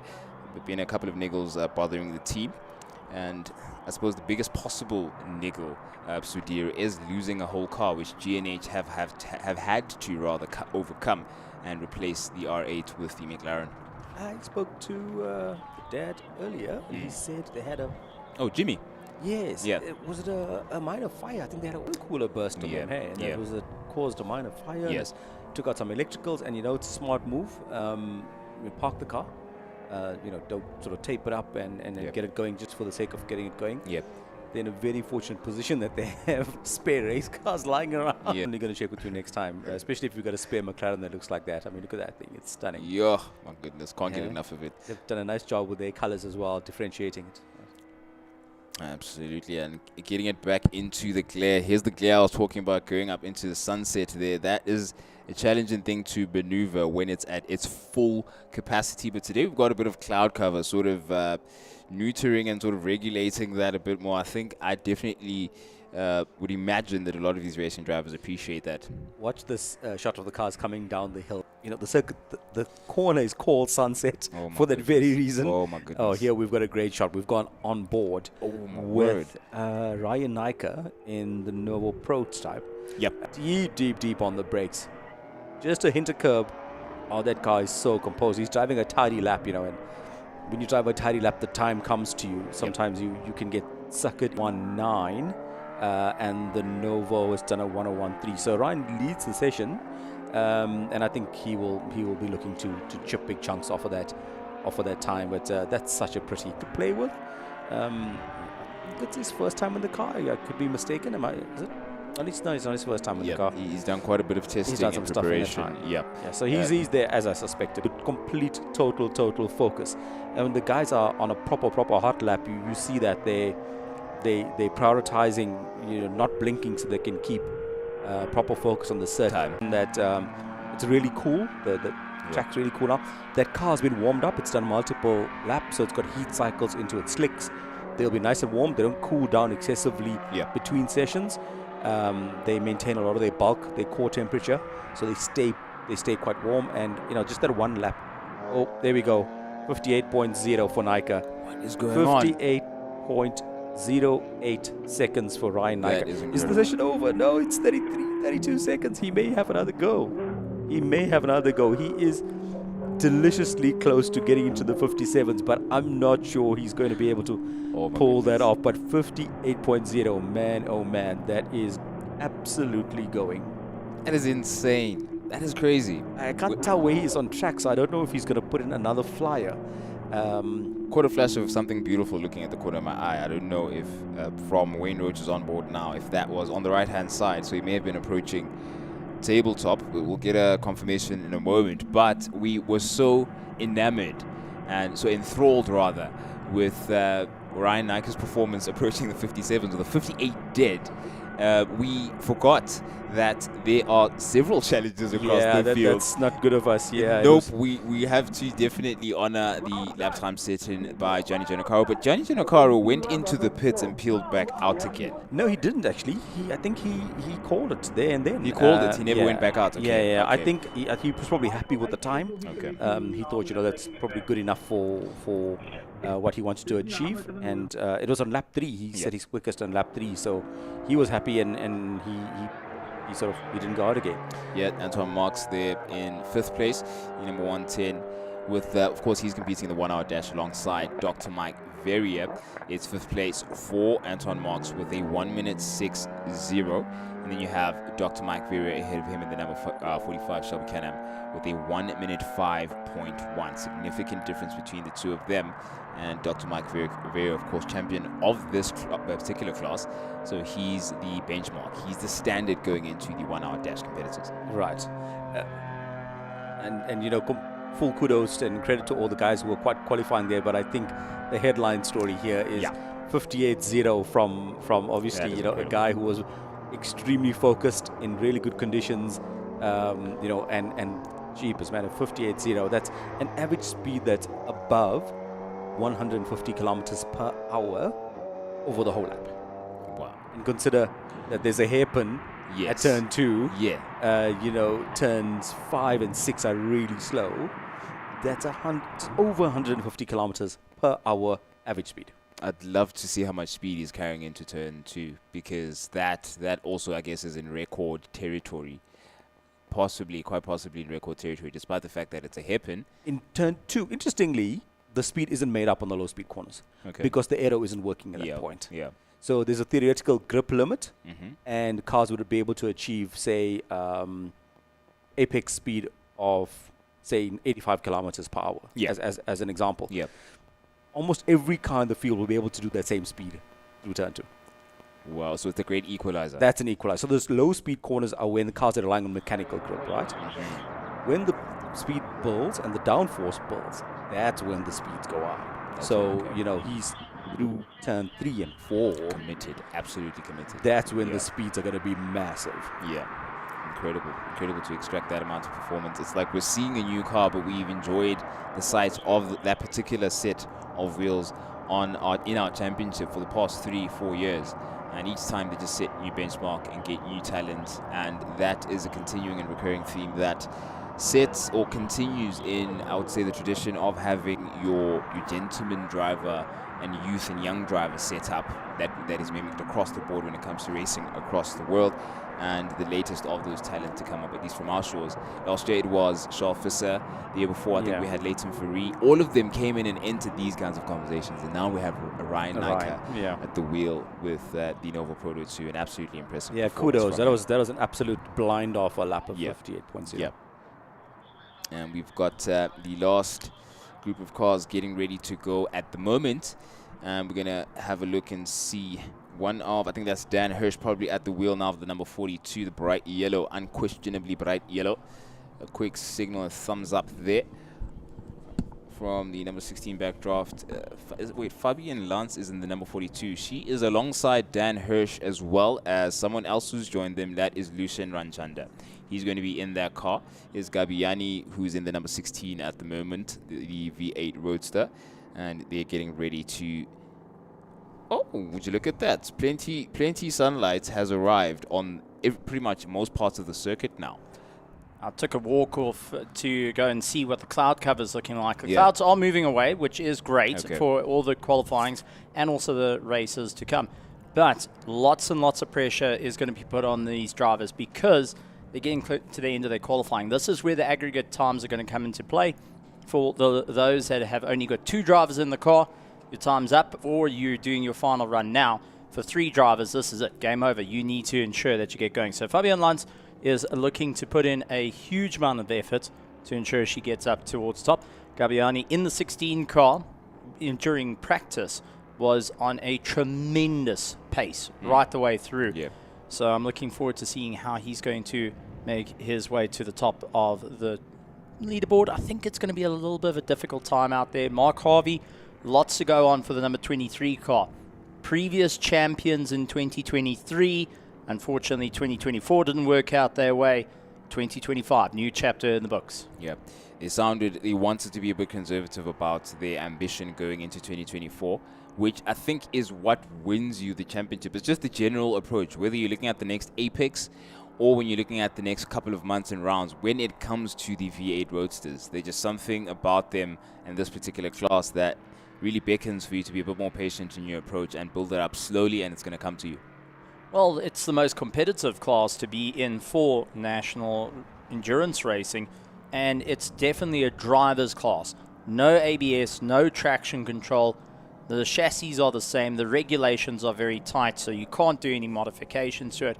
Majority of the drivers are actually renting the cars from Backdraft, which is a great thing because if something does break, Backdraft is able to replace many different parts out there and get working. But we do see a slight alteration that you will see start coming into the cars, and that is a little hood that's over the back. And mainly take a look at the number 42 car with the likes of Fabian Lance behind the wheel. You'll see this little black hood on the left-hand side. That is ramming air towards the diff to try and cool things down. They identified that is a little gremlin, so they've added a bit of quality of life added into it just to try and cool things down, make sure that they can run a longer period of time, extending that reliability of the Backdraft Roadsters. Interesting. Temperature control around the diff. You wouldn't believe how hot it actually gets. What the amount of friction in that particular part of the car, I'd imagine really it can get hot. But I've never heard or at least experienced a real-time modification that relates to the diff in particular. It's very interesting. I suppose something characteristic and inherent rather in the way these particular cars function. It's just to try and keep things a little bit cooler. Many different GT3 cars and such, they also try and help direct airflow around the vehicle to different components, try and cool things down. Remember, they've got 4 hours of racing. They've got 6 hours of racing. They've got 9 hours of racing. On top of that, with sprint races in between, the seasons, practice and such, you want to ensure that you give the ultimate reliability and an easy turnkey solution for customer cars. Yep. And well, since we're looking at this particular body of engineering art pieces, it's interesting. I've never experienced or been on the circuit with both Dean and Tony Martin on the circuit, if I'm not mistaken. Both? Yeah. Have you in the past couple of years? I don't think I've experienced that. No, I've been on where Tony Martin has come flying past me at a rate of knots, but that's about that. But taking a look at Gabbiani, though, putting a 111.6, so he's flying around the circuit and is running way quicker than the competition. Mark Harvey's only with a 112.0 as he's trying to make up some time. Fabian Lance, same thing, 112.7. Garcia with a 113. And Edwards, a little bit further down, is only able to get a 118 at this current time. But with 5 minutes and 18 seconds left, going into the 4 minutes 38 seconds, they will have to make up a huge amount of ground. Mark Harvey, though, with a different color scheme added to the car. And I got to say, the Adab team and Swiss Hotel Schools going in back to older roots. And I've got to say, really enjoy the color scheme, but it also adds in a bit of a mental game of why you go back to older roots. I see. Let the good times roll again. Yeah, the roots have a lot of championship winning tendencies and competitiveness when it comes to the championship. Okay, we'll see. I hope it works out for the team. I mean, very competitive, very consistent. The ability to stay competitive also in the index of performance has never dropped throughout the years. So that is definitely something to watch out for. Excited for the prospects for them. And the prospect of that Garcia number 113 there going up directly into the incredibly bright sunset, I would imagine, at tabletop, about to get onto the anchors now, get a bit of curb and out, running out neatly, full chunk of curb experience there on the exit of turn 5, and then going now in the final left-hander, almost at the final turn of the circuit where you can only see the silhouette of the car, sun so bright, and we only have a couple of seconds left. He's been sitting in and around the 4th and 5th place at the moment, the 113. Let's see what he's able to do. That is switch up. There was a driver change. Oh, it still is Garcia. Our timing screens just went left and right there, a bit of whiplash. But it is Garcia now in 3rd place in Class D with a 1 minute 12.2. That is somewhere adrift of our front 2 runners in Gabbiani and Harvey, but an improvement nonetheless for Garcia. Also a big improvement with the car, not battling as much as his 2 drivers before him, that we're locking up, sliding, and really running to the fringes. Very neat laps coming in, yes, and that is helping him out. But is this going to be enough to challenge for the top spot in our 4-hour coming up in the weekend, which is going to be an exciting time? And driving into the sunset, going to be a difficult one, trying to find your apex for turn 5. Gets on the power, heading towards turn 6. Yeah, looking those wheels lifting up just to get sort of real-time experience and understanding of how much load is being transferred from rear to front every time these cars get onto their brakes. The handling ability of the car comes into question. Also, the patience, the temperament of the racing drivers there as well. Lucien Ranchanda was describing to me as Gabbiani sets a 1:11.1 at the moment, his fastest for this session. He is 0.3 rather ahead of Mark Harvey. Very impressive lap time for this particular group. Lucien Ranchanda was describing how this is a completely different beast to the single seaters he's so accustomed to, going in from karting all the way into Formula V and then jumping into this where it's much slower in inputs, gradual in inputs, and all of it just comes to you bit by bit, and you peel away the layers and you're finding all the speed at a very slow pace, which ultimately translates into a quick pace. It is an art that the likes of, I was mentioning, Bar and Pretorius have mastered and have honed and made it his particular style and signature going into this class, and being able to perform as we have Harvey on the brakes there. Some overtake practice during qualifying. At turn 5, very popular spot. A lot of exciting things happen at 5 at the tabletop as we have Mark Harvey there trying to set a time. Now, how's this going to affect his time? Because that was something that would compromise and take a 10th or 2 if you're getting past someone. Let's see what that turns into, materializes as. The 131 of Edwards did not slow Harvey down, still in 2nd, but not quite as he would have hoped in terms of position in between him and Gabbiani, who still is 0.3 seconds ahead of his best time. Jordan Edwards, one of our new drivers to the series, going and improving his personal best from 118 to 117, so getting used to the car, and especially with the sunset conditions. Fabian Lance has also done her personal best with a 112.4, bringing the grid a little bit closer. I've got a funny feeling Gabbiani, if he keeps pushing as hard as he can now, will break into the 110s. Yep. But Mark Harvey, with a clean circuit, can do exactly the same.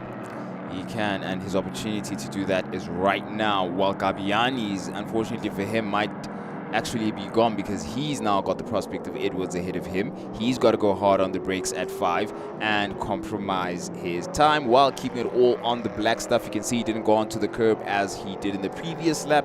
Definitely would have lost a 10th or 2 possibly there. If he recovers it, it would be quite impressive, but I do not think that's going to be the case. Let's see Harvey first to get back and collect that screen refresh on our time, as Harvey couldn't improve.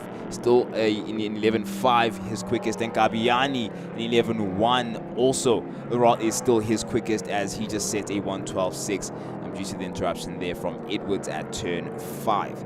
And this is the running order at the 10-minute mark.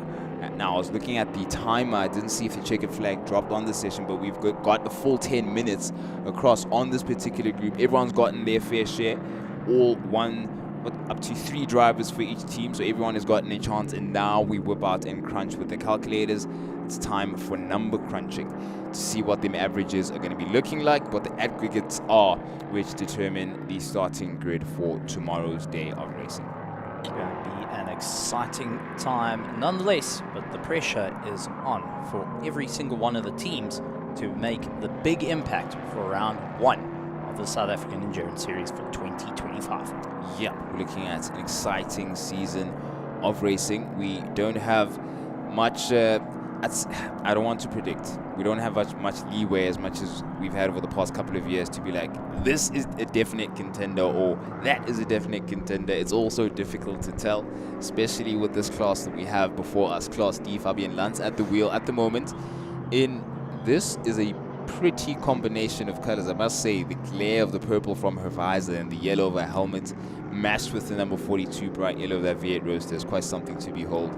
These cars are so beautiful. I think you just have to come out to the circuit and see them in person. They're big, they're burly V8s. The size, the camera belies just how low their profile. They're quite significantly lower, but also so wide. There's beautiful, beautiful cars to see and hear and experience as they enter and leave the pits. And Fabian Lantz has set a time. Let's see, 4th place from their group. She wouldn't be entirely happy with that. Managed a best of 1:12.4. She was 0.2 adrift of the 1:13 there of Giga ahead of her. But overall, it's all about the averages now. It's what every team member was able to put down. And it's up to the calculators and the number crunching from the timing. And we'd see then what the grid looks like. And you get a perfect shot to understand what elements of nature we've been facing, with the clouds looming over us coming. There was a part of the day, Sadir, where it seemed like the rain was about to enter the fray. There was a part where we were sitting outside having a bit of a break in a debrief, and there were a couple of sprinkles and a bit of spray from the heavens, and I was like, what? You could feel it, yeah. Now? I went to get my jacket from the car, and I thought, maybe, yeah, well, I'll need this. Yeah. And then it just held off. I think the wind just kept blowing the clouds away, and eventually it's made for a great afternoon of both qualifying and track action. And qualifying and track action has come and gone for this particular class that we're looking at coming now. You're quite privy to the number of these GT Cup SA cars that we have that are about to grace the ZWARTKOPS racing circuit. So can you give us a bit of history about this particular class? They're looking at their race 1 right now on this beautiful circuit in prime conditions, might I add. A lot of these drivers are coming from the Cape. It's a combination of local Gauteng-based drivers and Western Cape drivers. What's going on? What's the picture with the GT Cup SA? it's a sort of even split between the coastal guys, KZN and Cape Town, and the rest from Johannesburg. Okay. But you asked about the history of the class. It's I think an extremely exciting sprint series that has been introduced to SAES for 2025. The sort of history of this goes back only two and a half months. That's the interesting bit. It was on Christmas Eve when Mo Mia, someone who's competing in the field, car number 786, Mo Mia and another Porsche-loving friend started to have a discussion at the 9 hours of Kailami. It was the final round of the series. The conversation started there, and then they sort of formed a WhatsApp chat group, going forward from there, deciding, hey, we want to race our Porsche Cup cars, and we should be doing it together. And managed to get 20 guys into a WhatsApp chat group for the closing part of 2024 and into 25. Got all of them to commit to racing. SAES was kind enough to open their doors. Wayne and Mo had a discussion, and they were like, come and join us for the series. We'll add you to the bill. And in my recollection, and I've been following motorsport for a long time, this is the very first time we'll ever see a full field of 911s racing each other with no other cars on the track. Wow, incredible. If you know motorsport, quite impressive as Momia now leads and gets this field on, I guess, as poetically fitting as ever. It's such a cool sight to see one make series, whether they be Porsche 911s or Polos or BMWs. We love to see one make series where it really comes down to driver's skill, and the racing is typically close. We've seen some incredible times in quali. Charles Arangis did a minute flat. He's driving a GT3R, which is a full-on endurance racing machine. Ryan Nyker, who some people may know, is driving a 992 Cup car. So that's like the latest generation Porsche Motorsport Cup machine. That did a minute and 1 second. And the field may not look like it to the outside observer, but there are classes. They typically follow the generation of GT3. So GT3 started with 996 a year. If you're a Porsche file, you'll know the numbers, but it's essentially a generation of cars. So it was 996 is class D, 997 is class C, 991 is class B, and then 992 is class A. And each separated by 5 years, I believe. 4 or 5 years. A little bit more. I think the race cars tend to have a little bit longer lifespan than the road cars, but they roughly follow generations, classes A, B, C, D. So what you're looking at is a field full of 911s, which I think is so cool. But within this, you have classes. So Class A right now is just Arangis in the G3R and Ryan Nyker. And then Class B is the biggest gaggle of cars. It's the 991 generation cars. If you look through the field, you'll see a bunch of them. Mo Mia, and the race, as you see, the guys are stopping, but it's just a formation lap. It's going to be a rolling start. The guys will peel out behind the safety car, and the safety car will peel in, and then the field will get going. It should be 20 minutes of run time. I think 12 or 15 laps to full race distance. And if it sounds like gobbledygook to you speaking 996, 991, 997, what's the difference? If you look, this is a really good shot. If you look at the tails of the cars, you can differentiate the different tail lights. It's usually a good tell of what generation 911 you're looking at. So if you look at the car at the back of the field with the yellow striping, that's a 991. Charles Arangis, the very far end of the field, the orange car is also a 991. The plain white car number 88 on the side is a 996. So they look very similar to just people from the outside, but quite different. The moment they've been waiting for the start has come, and in just a few moments we're going to have the beginning of the GT Cup SA for the first time, as the green flag is given to that beautiful field and collection of Porsches, with Charles Arangis at the head of which is going to try his best to get it as warmed up as possible, as soon as possible. And let's see how things go for what has been a beautifully introduced class. Short history 2 months is not a long time for something to come together of this nature, a historic moment in South African racing. This is going to be exciting. Yeah, I can't wait. As far as the sprint series goes, I'm so excited for this. I know some of the guys in that field. I've driven a cup car myself. I've raced a cup car. I've raced against some of the guys in that field, and it's so exciting. I wish I was there, weaving around and getting temper to the tires. But man, there was excitement levels right now must be so high for the very first GT Cup race in South African history. The cars just look spectacular, and I can't wait for things to get started. Charles already scampered off a little bit. I think he was trying to get some heat into his car, but we're really going to see the guys going for it in a second. And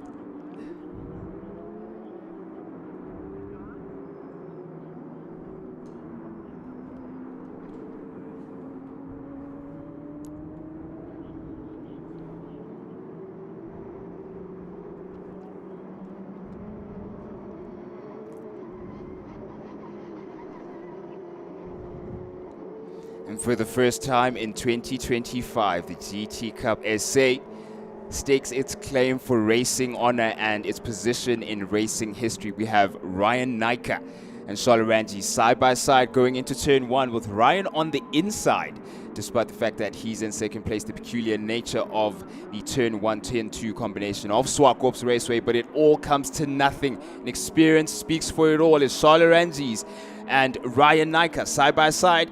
Who is going to take that whole shot going to turn 1? It's lights off and we go racing. It's a Ranjis with the whole shot. Naicker, fair enough, keeps that second place and has to ward off Mia right behind him in a group of races. Mia's lost a place and is now in 4th.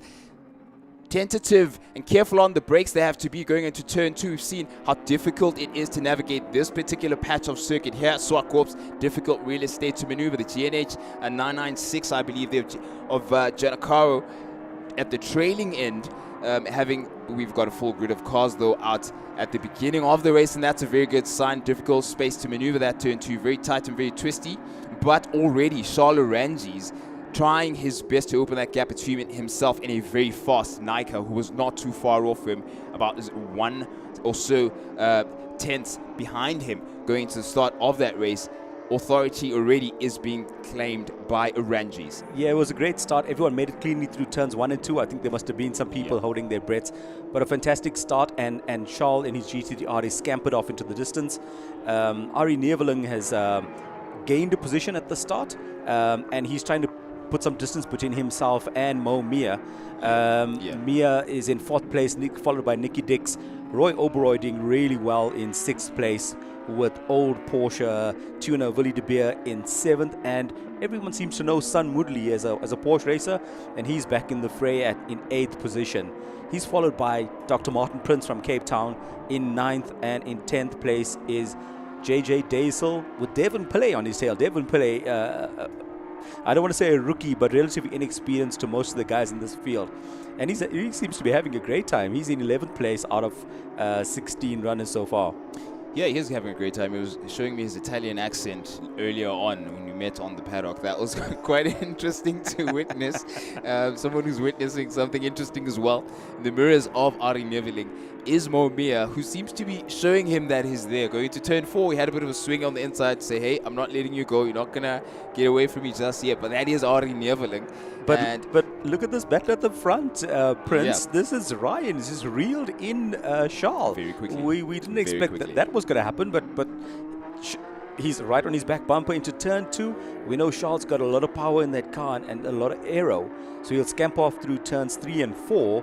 Naicker is not letting him go. It's 0.6 of a second behind, and there's quite a discrepancy between the two cars. And how beautiful is that 2024 Spec GT car? That is absolutely something to behold. Absolutely, mate. I mean, they're all beautiful. Yeah. Let's agree there. But that car right at the front of the field is just stunning. Yeah, something about that livery it brings it. It's the first, I think, of this nature that I've seen. This rendition of Cup car in, and it definitely suits it well. I think that is Nicky Dix at the moment, clearing up the top of the circuit, at the pinnacle of the circuit, really, at tabletop, and getting down now into final turn right behind Mo Mia. Yeah, he's watching Mo, and he's trying to reel him in. At the same time, Mo is trying not to let Ari Neveling getaway. So Arnie's just in front, and Mo is just off him. In the meantime, at the front of the field, Ranjis has been doing a minute 01.2 seconds for those keeping lap times on their journals.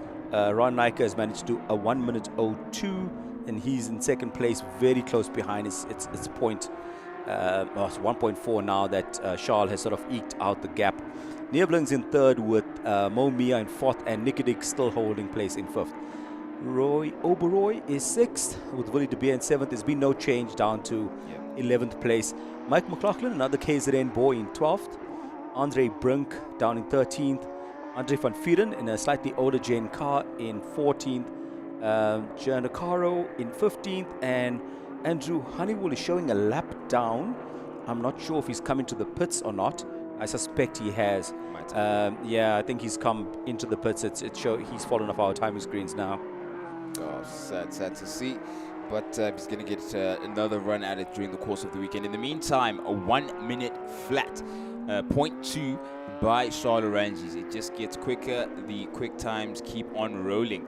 Ryan Nyker out of the Stradali. Oh no! Stable as Ryan Nyker just lost it. Where? No. I think it's a turn 5, just the tabletop, exiting the tabletop into the S's. Yeah. Oh no! And now he's parked perpendicular to the circuit. Maybe he'll clear off. That's a smart move. Oh jeez. That's a smart move. Stay out of the traffic. Yeah. And he's now gone a lap down because he's spun, and Ranjis has passed him. So he's spent a long time out there. Yeah, I missed where he's either had a spin or he's had a very slow lap, and Charles now passed him. Yep, and of course we got to bear the fact in mind. Ryan Nyker, he just came out of that Nova Proto 2, and he's definitely chopping and changing between cars. I think he's getting his bearings right, but he will be fine. Very talented, very experienced young racing driver, and he's coming to terms with the handling characteristics of that Porsche. I really do wonder what happened. I'd love to just sit down and hear what exactly went on there at turn 5. But in the meantime, Charles Ranjis doesn't have much company, doesn't have much to look into on his rear mirrors at the moment, apart from his own shadow. Absolutely flying. Yeah, he's done a minute 0.5, so 60 seconds flat, and he's sort of disappearing into the distance. Ryan Nyker is still showing as second, but from now quite far back down. Could Charles have been behind Nyker, which is why he passed? We'll have to find that out. We missed it on screen completely. Perhaps, I don't see how, but Charles could have been a lap behind Nyker when he spun. And he then returned to the front of the field. So the timing is now sort of updating slowly, and it's showing Ranjis in first with Neveling now in second, which makes a lot more sense. Neveling in second, Mo Mia in third. He'll be very pleased with that. Nicky Dix now in fourth, Roy Oberoi in fifth, Willie De Beer in sixth, Son Woodley in seventh, and Martin Prince in eighth. The field's moved up. Unfortunately, Nyker's fallen all the way to the back, so he's down in 16th. Dix and Aubrey, let's look out for that battle. They're not too far apart. There could be something that Aubrey is cooking, because he really is trying to stay not too far off from behind Nicky Dix. But someone who's about to lap a group of other Porsches now is Charles Ranjis, who's going to try to keep it as clean as possible. You've seen how tricky it gets getting past the traffic here. There it is. There's that battle between Aubrey and Nix. Aubrey is really reeling Nix in at the moment, which, no surprise, generational change and performance change there. And he's looking and timing as to where he's going to pounce and take that position not too long from now. The Oberoi and Nix battle is a great one, but there's another one developing slightly further back. It's Dazel and Prince. Dazel is just half a second behind Prince, 0.5 of a second. And at the tail end of the field, we've got Van Vieren, Giancarlo, and Honeywell all covered by a half a second. 3 cars covered by half a second. That should be a good battle as well. Yeah, 100%. And we're looking at, it looks, the halfway or so mark of the race distance. We've got about 20 minutes travel time, and we've crossed that line. If we're getting close to crossing that line. We're at the 8-minute mark, so we're approaching the halfway mark at great distance, and we've seen so many position changes very early on. Mo Mia and Ari Neveling were already involved in a bit of a swap and a switcheroo there. Ari Neveling pouncing early. Will Aubrey go? Nah, There's the go. battle you were talking Yeah, about. not There's going the to go super battle. late on the brakes there. Don't want to risk it too much. Don't want to risk it. No biscuit at the moment, at least. Let's see where Aubrey's leaving it to, but it's going to be very late. That's an interesting car. Aubrey's car is a Manti Racing Edition GT3. So it's a kind of car that was built specifically for endurance racing at the Nürburgring.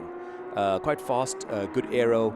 Manti Racing is subsidiary of Porsche, and they have a long history of preparing race cars for racing, particularly at the Nürburgring. Their headquarters are there.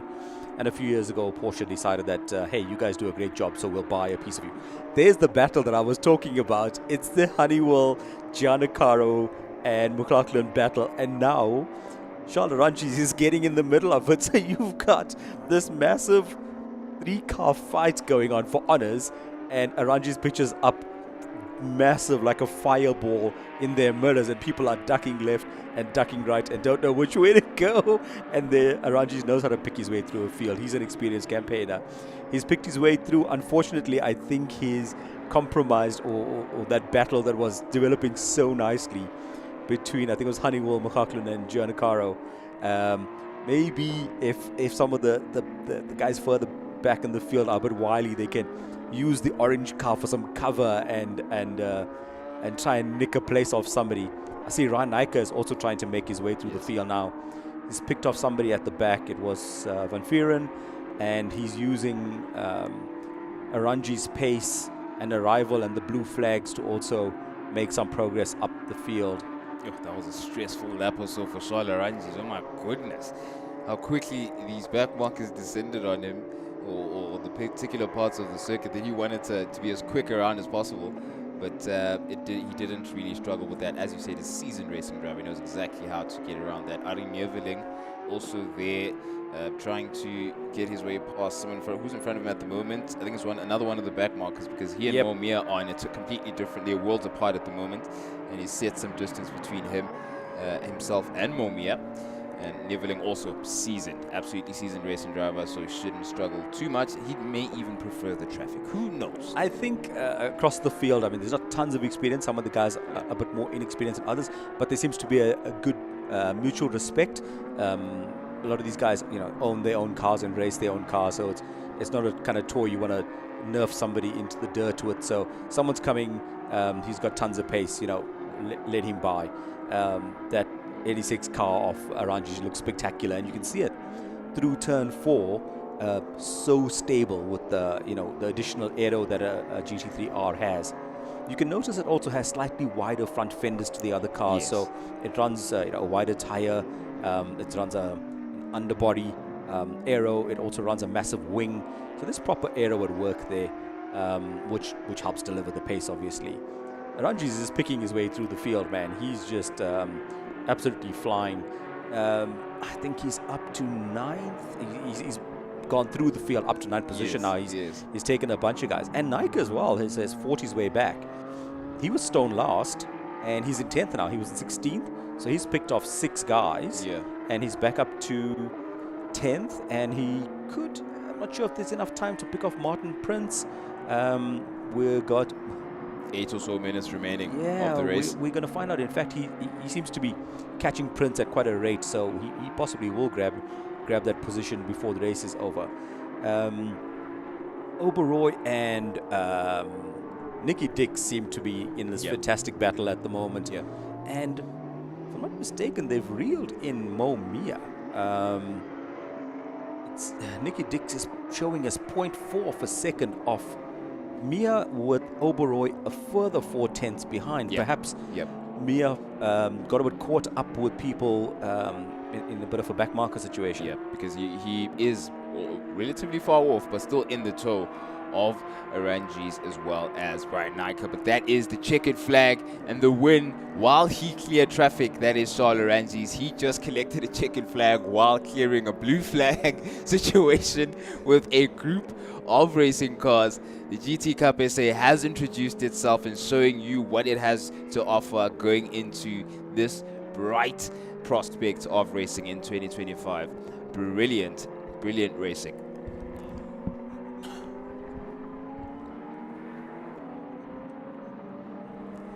And that was the introduction of the GT Cup SA with Charles Ranges strutting his stuff in that beautiful 911 GT. There are plenty to look forward to going into it. He's definitely set the standard high.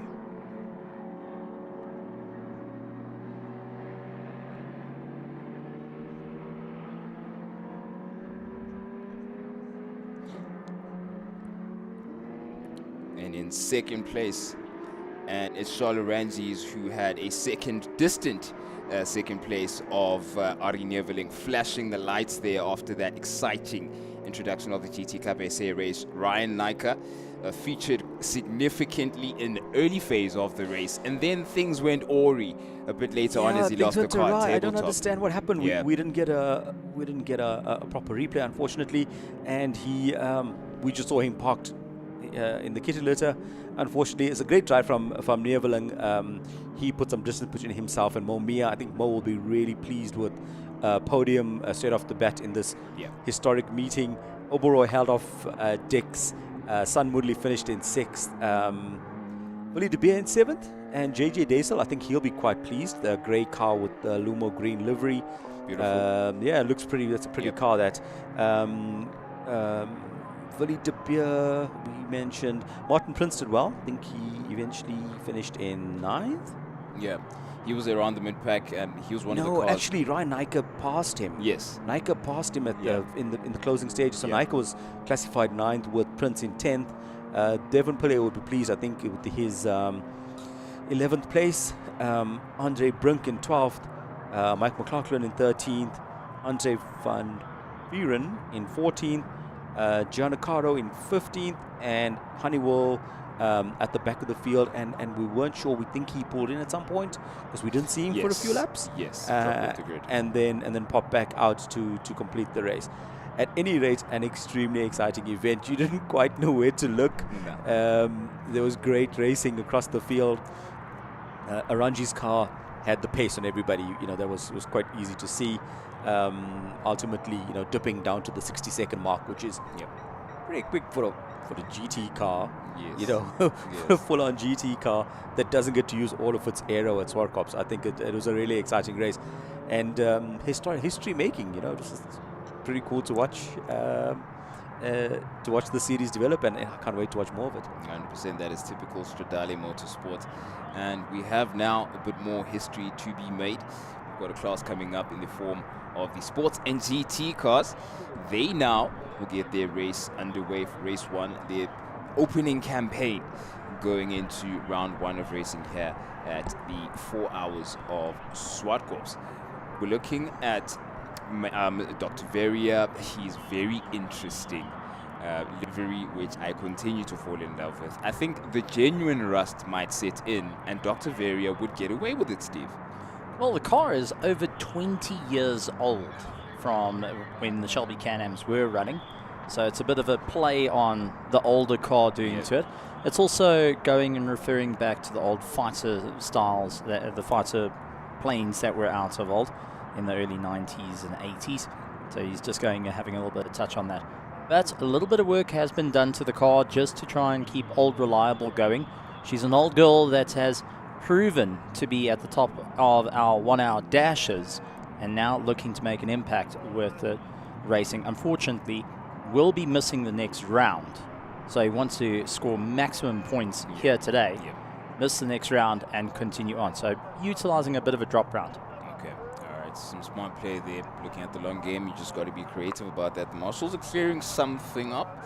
Some runoff debris, something maybe that's going to affect the traction and the ability of these cars to stick to the circuit. Yeah, we had some leaks, some spills. Looks like turn 4. Yep, that is turn 4 being cleared up. I wonder who this was. We've got turn 4. That looks like turn 2 as well. So a couple of incidents here that escaped us when it came to the class that just came and went now. But thankfully, none of the racing drivers got affected by that, and it was detected by the marshals after the race, and they're at the ready to attend to that situation. And we've got a handful of races now at the ready for the race ahead of them. And Dr. Veria haven't had a chance to speak to him or get reacquainted with his imposing tall figure, what a tall frame. And he is in quite the opposite frame and stature of car, quite low. That Shelby Can-Am has to be an interesting handling characteristics. But pitted up against, for example, the likes of Andrew Horn. Let's look at the disparities in terms of performance, just handling of the two cars. Because at a glance, I mean, those look like two very similar cars. But when you delve into the details, as Steve Cyclopedia can, what really is going on between those two?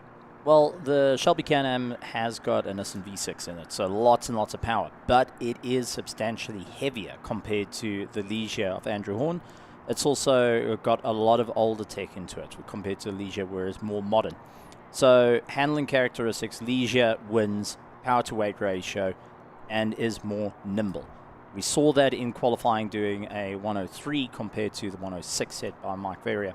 So he's going to be a little bit further back in the order. Yes. But the Shelby Can-Ams are very robust vehicles. You can go elbow to elbow, knees to toes with one of them. You can bump into one another, but they do last a very long time. And honestly, it's why I think it's a really good vehicle for 1 hour dashes. It's a brilliant vehicle for the sports and GT as well. And there's a campaign to get more of those Shelby Can-Ams back in. We will have Anthony Marks coming in as well. He's in a little bit more of a modern setup of the Shelby Can-Ams towards the end of the life of the Shelby Can-Am series that was here in South Africa, Tiptronic gearboxes and such, to ensure that it has a huge amount of power compared to the more laid back of Mike Verrier. The reason for that is just reliability. But the Leisure is an incredible piece of machinery, carbon fiber tub, and is really in for that's an alley tub. It's got that Andrew Horn's in. Incredibly quick, incredibly nimble, works perfectly for ZWARTKOPS. It might not have the same power as a Shelby Can-Am, but a little less weight means that you can utilize more power. Yep. And so, just for clarity, would you prefer Steve Cyclopedia or Encyclostevia? I just got to make sure. Since we're pouring around nicknames, say I'm Pit Stops, Chloe's Pit Stops, you're Steve Orvor in Chloe's eyes. To me, you're Encyclostevia or Steve Cyclopedia. So just choose. I'll give you time. We've got a long weekend. We've got round 1 and plenty to look forward to. Well, I'm looking forward to seeing Uli Sani come out. A driver in the early 2000s, has been a multiple champion. Yep. He's done oval racing, circuit racing, pretty much done it all. He's going to be out in that BMW Z4 that G&H have been working on and hoping that he can have a huge amount of fun out there. He got third in qualifying with a 107.1, trying to catch up to Mike Verrier. Now, there is a two different Mike Verrier in a lighter vehicle compared to Uli Sani, but that BMW Z4 started out as a road car. It's no longer anywhere remotely close to its road car counterpart, but I'm looking forward to seeing what he can do compared up with the likes of Barnard Pretorius, who will be out there in the Backdraft Roadster, which we have seen putting in some really good times. Qualifying time, though, was a 109 earlier today. Yes. Where his qualifying in this previous going for the SAE, he was doing a 110. So it is going to be a bit of work there, but on the racing line, especially turn 2, this is onto the apex.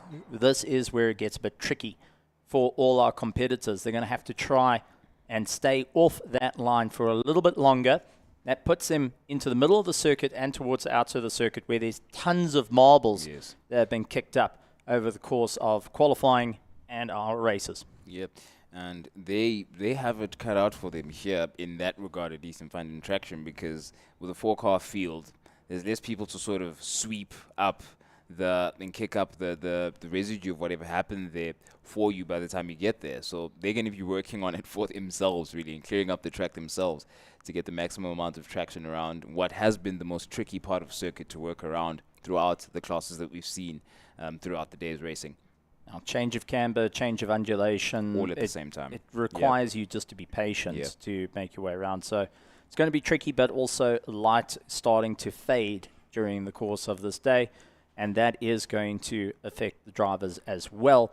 suddenly the track is starting to cool down, the sun is going behind clouds, but then you are starting to work with shadows around you. Yeah. And that's quite easy to miss brake markers. Yep, and you're using muscle memory, I'd imagine, for your braking markers and all of those things. If you're not now suddenly seeing boards as clear as you used to, or the unique markers you find some people use trees or a blade of grass if your eyesight is that sharp, like the likes of Ryan Nyker, who doesn't blink, things of that nature. So all of that really becomes a bit more difficult as the sun sets upon your particular choice of racing circuit. Our choice of racing circuit for round 1 with SAES, the 4 hours of ZWARTKOPS, is this particular piece of land out in the west of Pretoria, which has provided us with some interesting racing and qualifying and all of that throughout the weekend.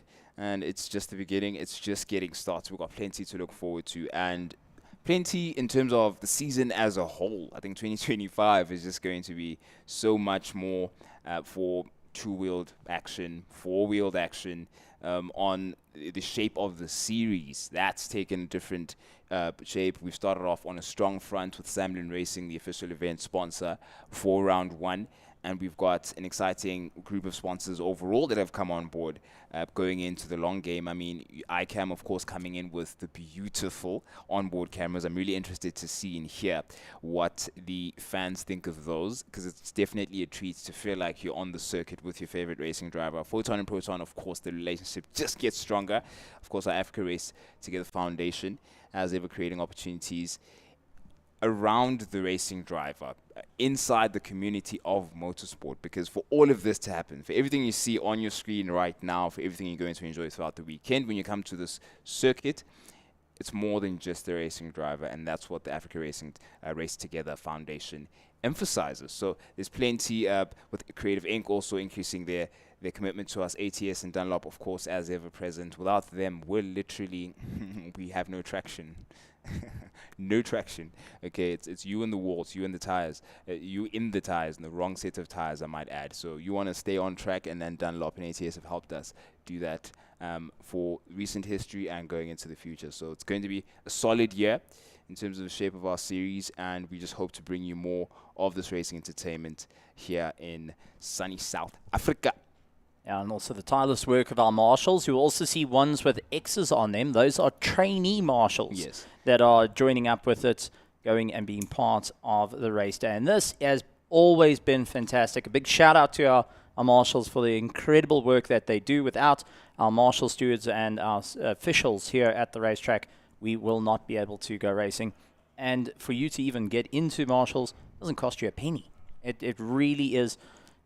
You volunteer your time, you get there, you have an incredible time, you get to spend some time next to the track, you learn very good skills of firefighting, a little bit of first aid as well, and I mean, you get a free ticket to go and relax get to see the racing. They do work incredibly hard, but honestly, a massive, massive shout out, and it's good to see that it's growing here in South Africa. It's one that really needs to go around the world and grow, and that is all being part of the game plan for the South African Endurance Series, is to help the initiative of getting more younger officials and marshals into the sport. Yeah, absolutely, and it's taking shape quite well. Over the past 3 years, so much has happened.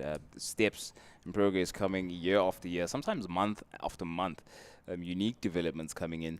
So we definitely become more confident, I think, going in and inviting new faces into the community, because it's more than just about the racing. Is something that you may hear harped on a lot, but it really is the truth, because your experience of a full race weekend is the only way for you to actually understand that motorsport is bigger than the four wheels we see going out on these circuits and the 10,000 and some change horsepower. That's always so impressive to experience.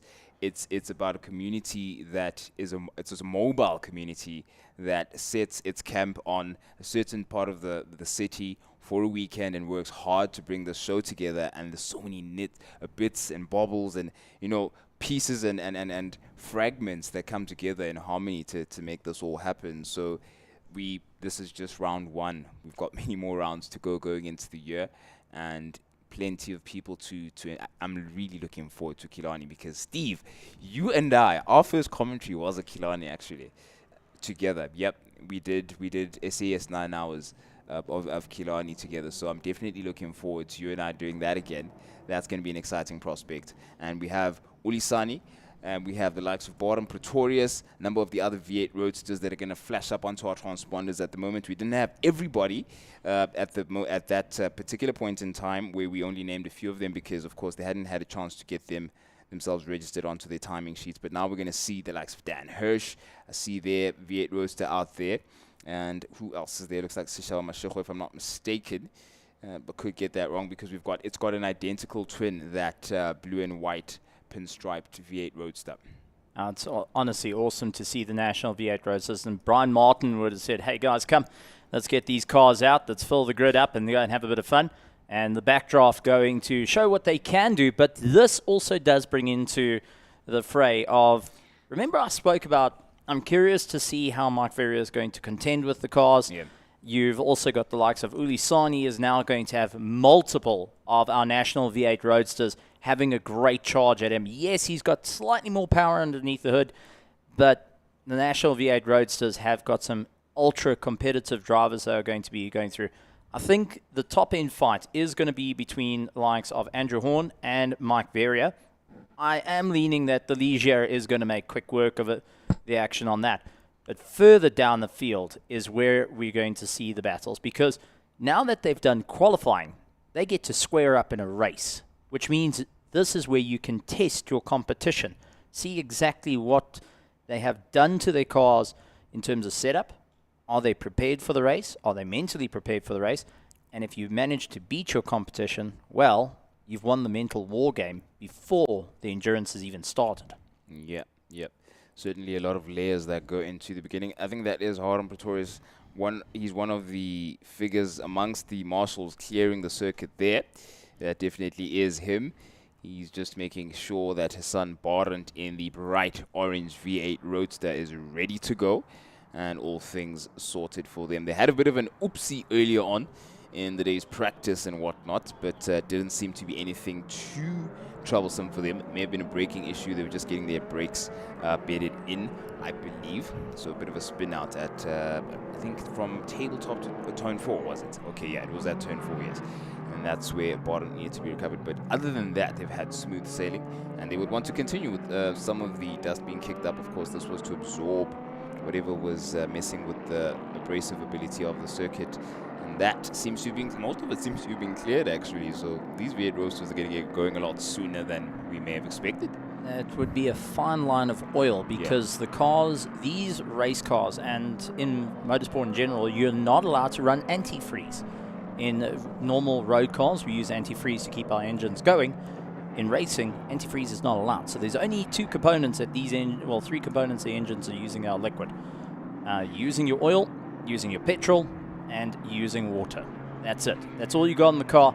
So we use sand and cement to help soak that up and get rid of it as much as possible. It's still on the racing line though. You've got to be very cautious of what you're going to do. For anyone understeer, it might actually be your friend to get away from the racing line, but it does mean it brings you closer to the edge as our cars make their way down through turn 6 into turn 7, this little left-hander, side by side, heading down towards turn 8. And we're about to roll our start with Andrew Horn at the head of this mechanical train of cars. It's Dr. Verrier right behind him. How are they going to negotiate their approach into turn 1? It stands to be seen. It's lights on. And we're racing for the Sports and GT race. It's Dr. Verrier diving and committing down the inside into turn 1 ahead of Andrew Horn. And he's definitely not held back there. They're going to have to be careful about that patch of circuit where we had some spills, but the marshals attended to it and everybody seems fine, including Barent Pretorius, who's now in the top 4. Where did he come from? Doesn't matter. He's ahead of every other V8 roadster at the moment, and he's going to be chuffed with that position. In the meantime, trying their best to clear it and say, Ulisane having a look on Andrew Horner. Andrew Horn rather, he didn't commit there. Andrew Horn now trying to trouble Dr. Verrier. What is going to happen here? Is a 3 abreast going into tabletop? It's Dr. Verrier defending on the inside, Horn in a sandwich, and he's the meat in between Ulisane as well as Dr. Verrier at turn 4. That is, at turn 5, I beg your pardon. That is very interesting. How did they close up in concertina so quickly? Ulisane under braking is looking really good. that BMW has got a lot of power underneath. And remember, Mike Verrier and the likes of Andrew Horn are still trying to get some heat into their tires. They rely on aerodynamics to push them down versus a huge amount of power. And Mike Verrier going very defensive, holds his line, and is keeping Andrew Horn at bay. Andrew trying to take an inside into turn 2 and not getting the drive. I mean, he's raced Formula Fords here not so long ago, and this is a rinse and repeat of what he had, getting dropped down into second and just finding no room to get on by in the slipstream. Looks on the inside into turn 4. Mike Verrier goes right across the nose to close up that gap, and it's going to be a drag race up towards turn 5 in the sunset. Mike Verrier, middle of the circuit, that's going to force Andrew Horn to the outside.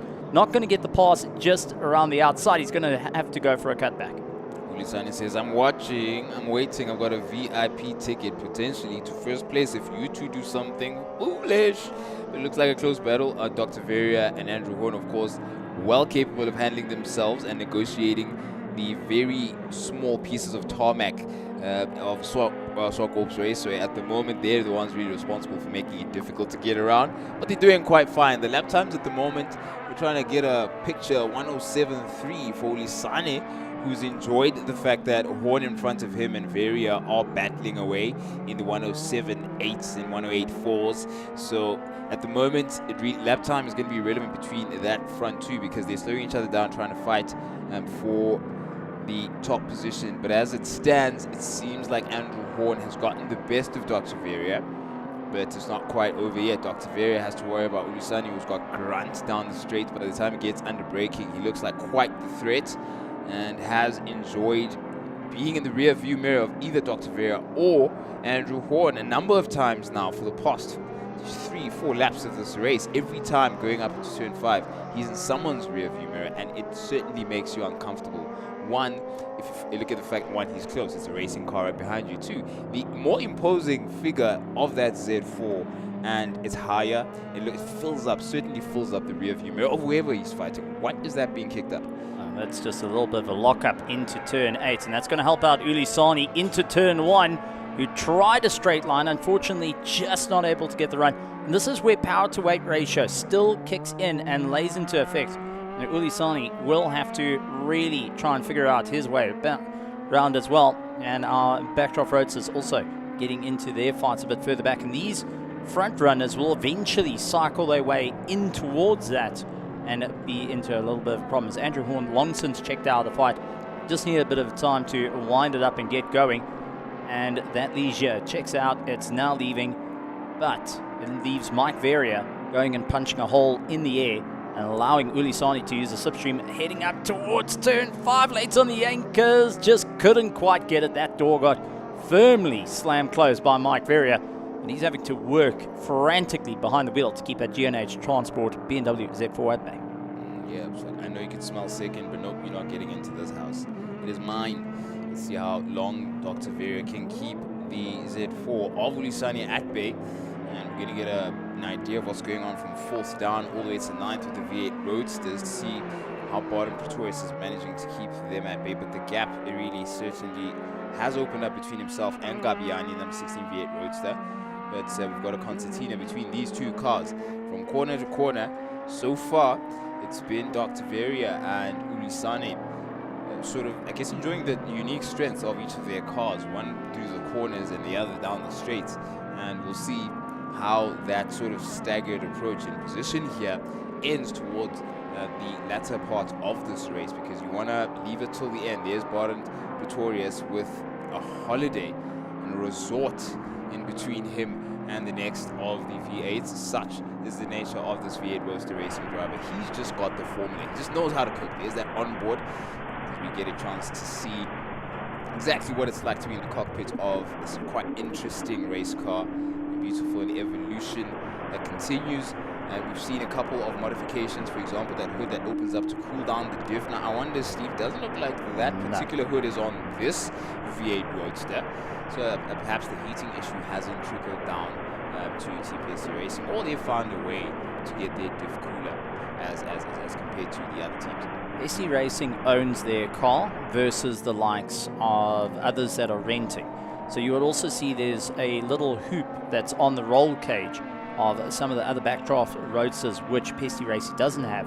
That was built in to help with just hooking a tow rope on the top to move him out of the way quicker instead of going straight onto the roll cage somewhere around. So just small alterations have been done as things have evolved, but if you bought your own car, your own modifications are there. But remember, you can't go out of the SRS. You have to keep it very close. Otherwise, turbocharging a thing is not ideal for a national class. That's why it's a driver's class.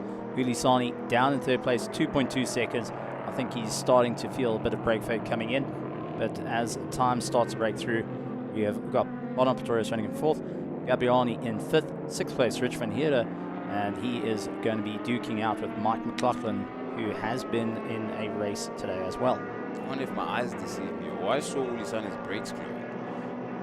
Remains to be seen. We'll have another look at that at turn 5. I think I actually saw his front right brake disc glowing.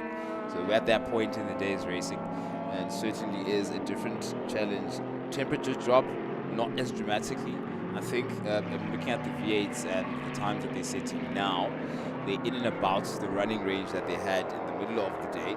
So they're more or less where they would want to be and expect to be. Some plumes of smoke coming out of, I think, is it McLaughlin, if I'm not mistaken. The 27, yes, it is McLaughlin now. But he seems to be finding nothing untoward there as he's on the trailing end of that three-car train of the V8 Roadsters. Now let's see if he's able to give Van Heerden something to think about, but Gabiani at the moment is in a position of luxury because he knows the two behind him may be closer together than he is to them, so all he needs to do is just continue to bang in those lap times, and the moment that McLaughlin and Van Heerden get into a battle is when he even more can then stress that lead and get a better position. And overall, I think it's just about perspective as to where they stand against each other going into the remainder of the weekend. Well, for Ulisani's brakes, Hugo and try and slow car down from 110 kilometers an hour to 60 in 50 meters. Something's gonna get hot and it gets close to 100 degrees. Rich van Heerden is known for a super aggressive defense against the likes of his competitors, but Mike McLaughlin has always been the big dog in the fight and is one to fight it out with everyone and ensure he secures his positions. That's what it's about, that fighting spirit. You got to carry it through all the way, and the endurance is more than just the cars, I like to say, and your character really has to enjoy quite a bit going into this. So the more aggressive you are, the better. And Mike McLaughlin's fighting spirit is going to come in handy going into the remainder of this weekend, but for now, the remainder of this race, where we've seen a chunk of it come and go. About a halfway mark is approaching. So we're looking at 20-minute running time. We're at the 9-minute mark as it stands. Somebody being lapped there by Andrew Horn. It is Dan Hirsch, the bright yellow, this beautiful bright yellow V8 Roadster. They're having to make way. Dr. Veria now 20 seconds adrift of Andrew Horn. He's had to think of a couple of other things. One of them being how to open that gap between himself and Ulisani, who seemed to trouble him, but now he's like 3 seconds adrift of him. So that I know that ZWARTKOPS had a bit of a go at Dr. Veria, but Dr. Veria now is trying to check out. He's done with that, and he's just trying to get to pace with his car and get into a decent rhythm and bring it home and take that checkered flag a strong second. Now taking a look at Ulisani's last time was a 107.7 versus Mike Veria with 107.5. Definitely showing a little bit of fade on the car, but in turn it does weigh a lot more. It has got the grunt, but brake fade does become a thing. Power to weight ratio is something many people tend to forget about, as we do have reports that Rich van Heerden has pulled into the pits. That's going to allow Dan Hirsch to move up forward, and Rich van Heerden once again having luck not working in his favor. They need to get that car sorted out because it will be racing in the 4 hour as well. So you don't want to break it now. You do not want to break it now. It's quite a weight to carry when it comes to having to repair your car and work through it, because it's not just you, the racing driver, who carries that stress. It's the entire team. It's a trickle effect, trickle down effect rather, and it just means much less hours of sleep when it comes to the weekend and going into the work that is ahead of a lot of the mechanics. Very skilled group of people, young, fresh, vibrant, and ready for the task ahead. I was talking to a couple of them at the backdrafts, and they were just saying, look, no sleep. It's team no sleep until this race is done, because there's just so much work to do. But the backdrafts come together in unison to run a total of 11 cars across the weekend. 11 or 12 cars, I believe, across the weekend, which is a mighty effort for this format of car. And the V8 Roadsters looking solid going into the remainder of this SAES 4 hours of ZWARTKOPS. It's going to be an incredible one. That being said, we've got Andrew Horn currently leading out the pack. He will be racing in the 1 hour dash as well. That Ligier finally, after all the gremlins that have come through, now on point. And the smile you can see behind the visor as he goes around, just cycling those laps through.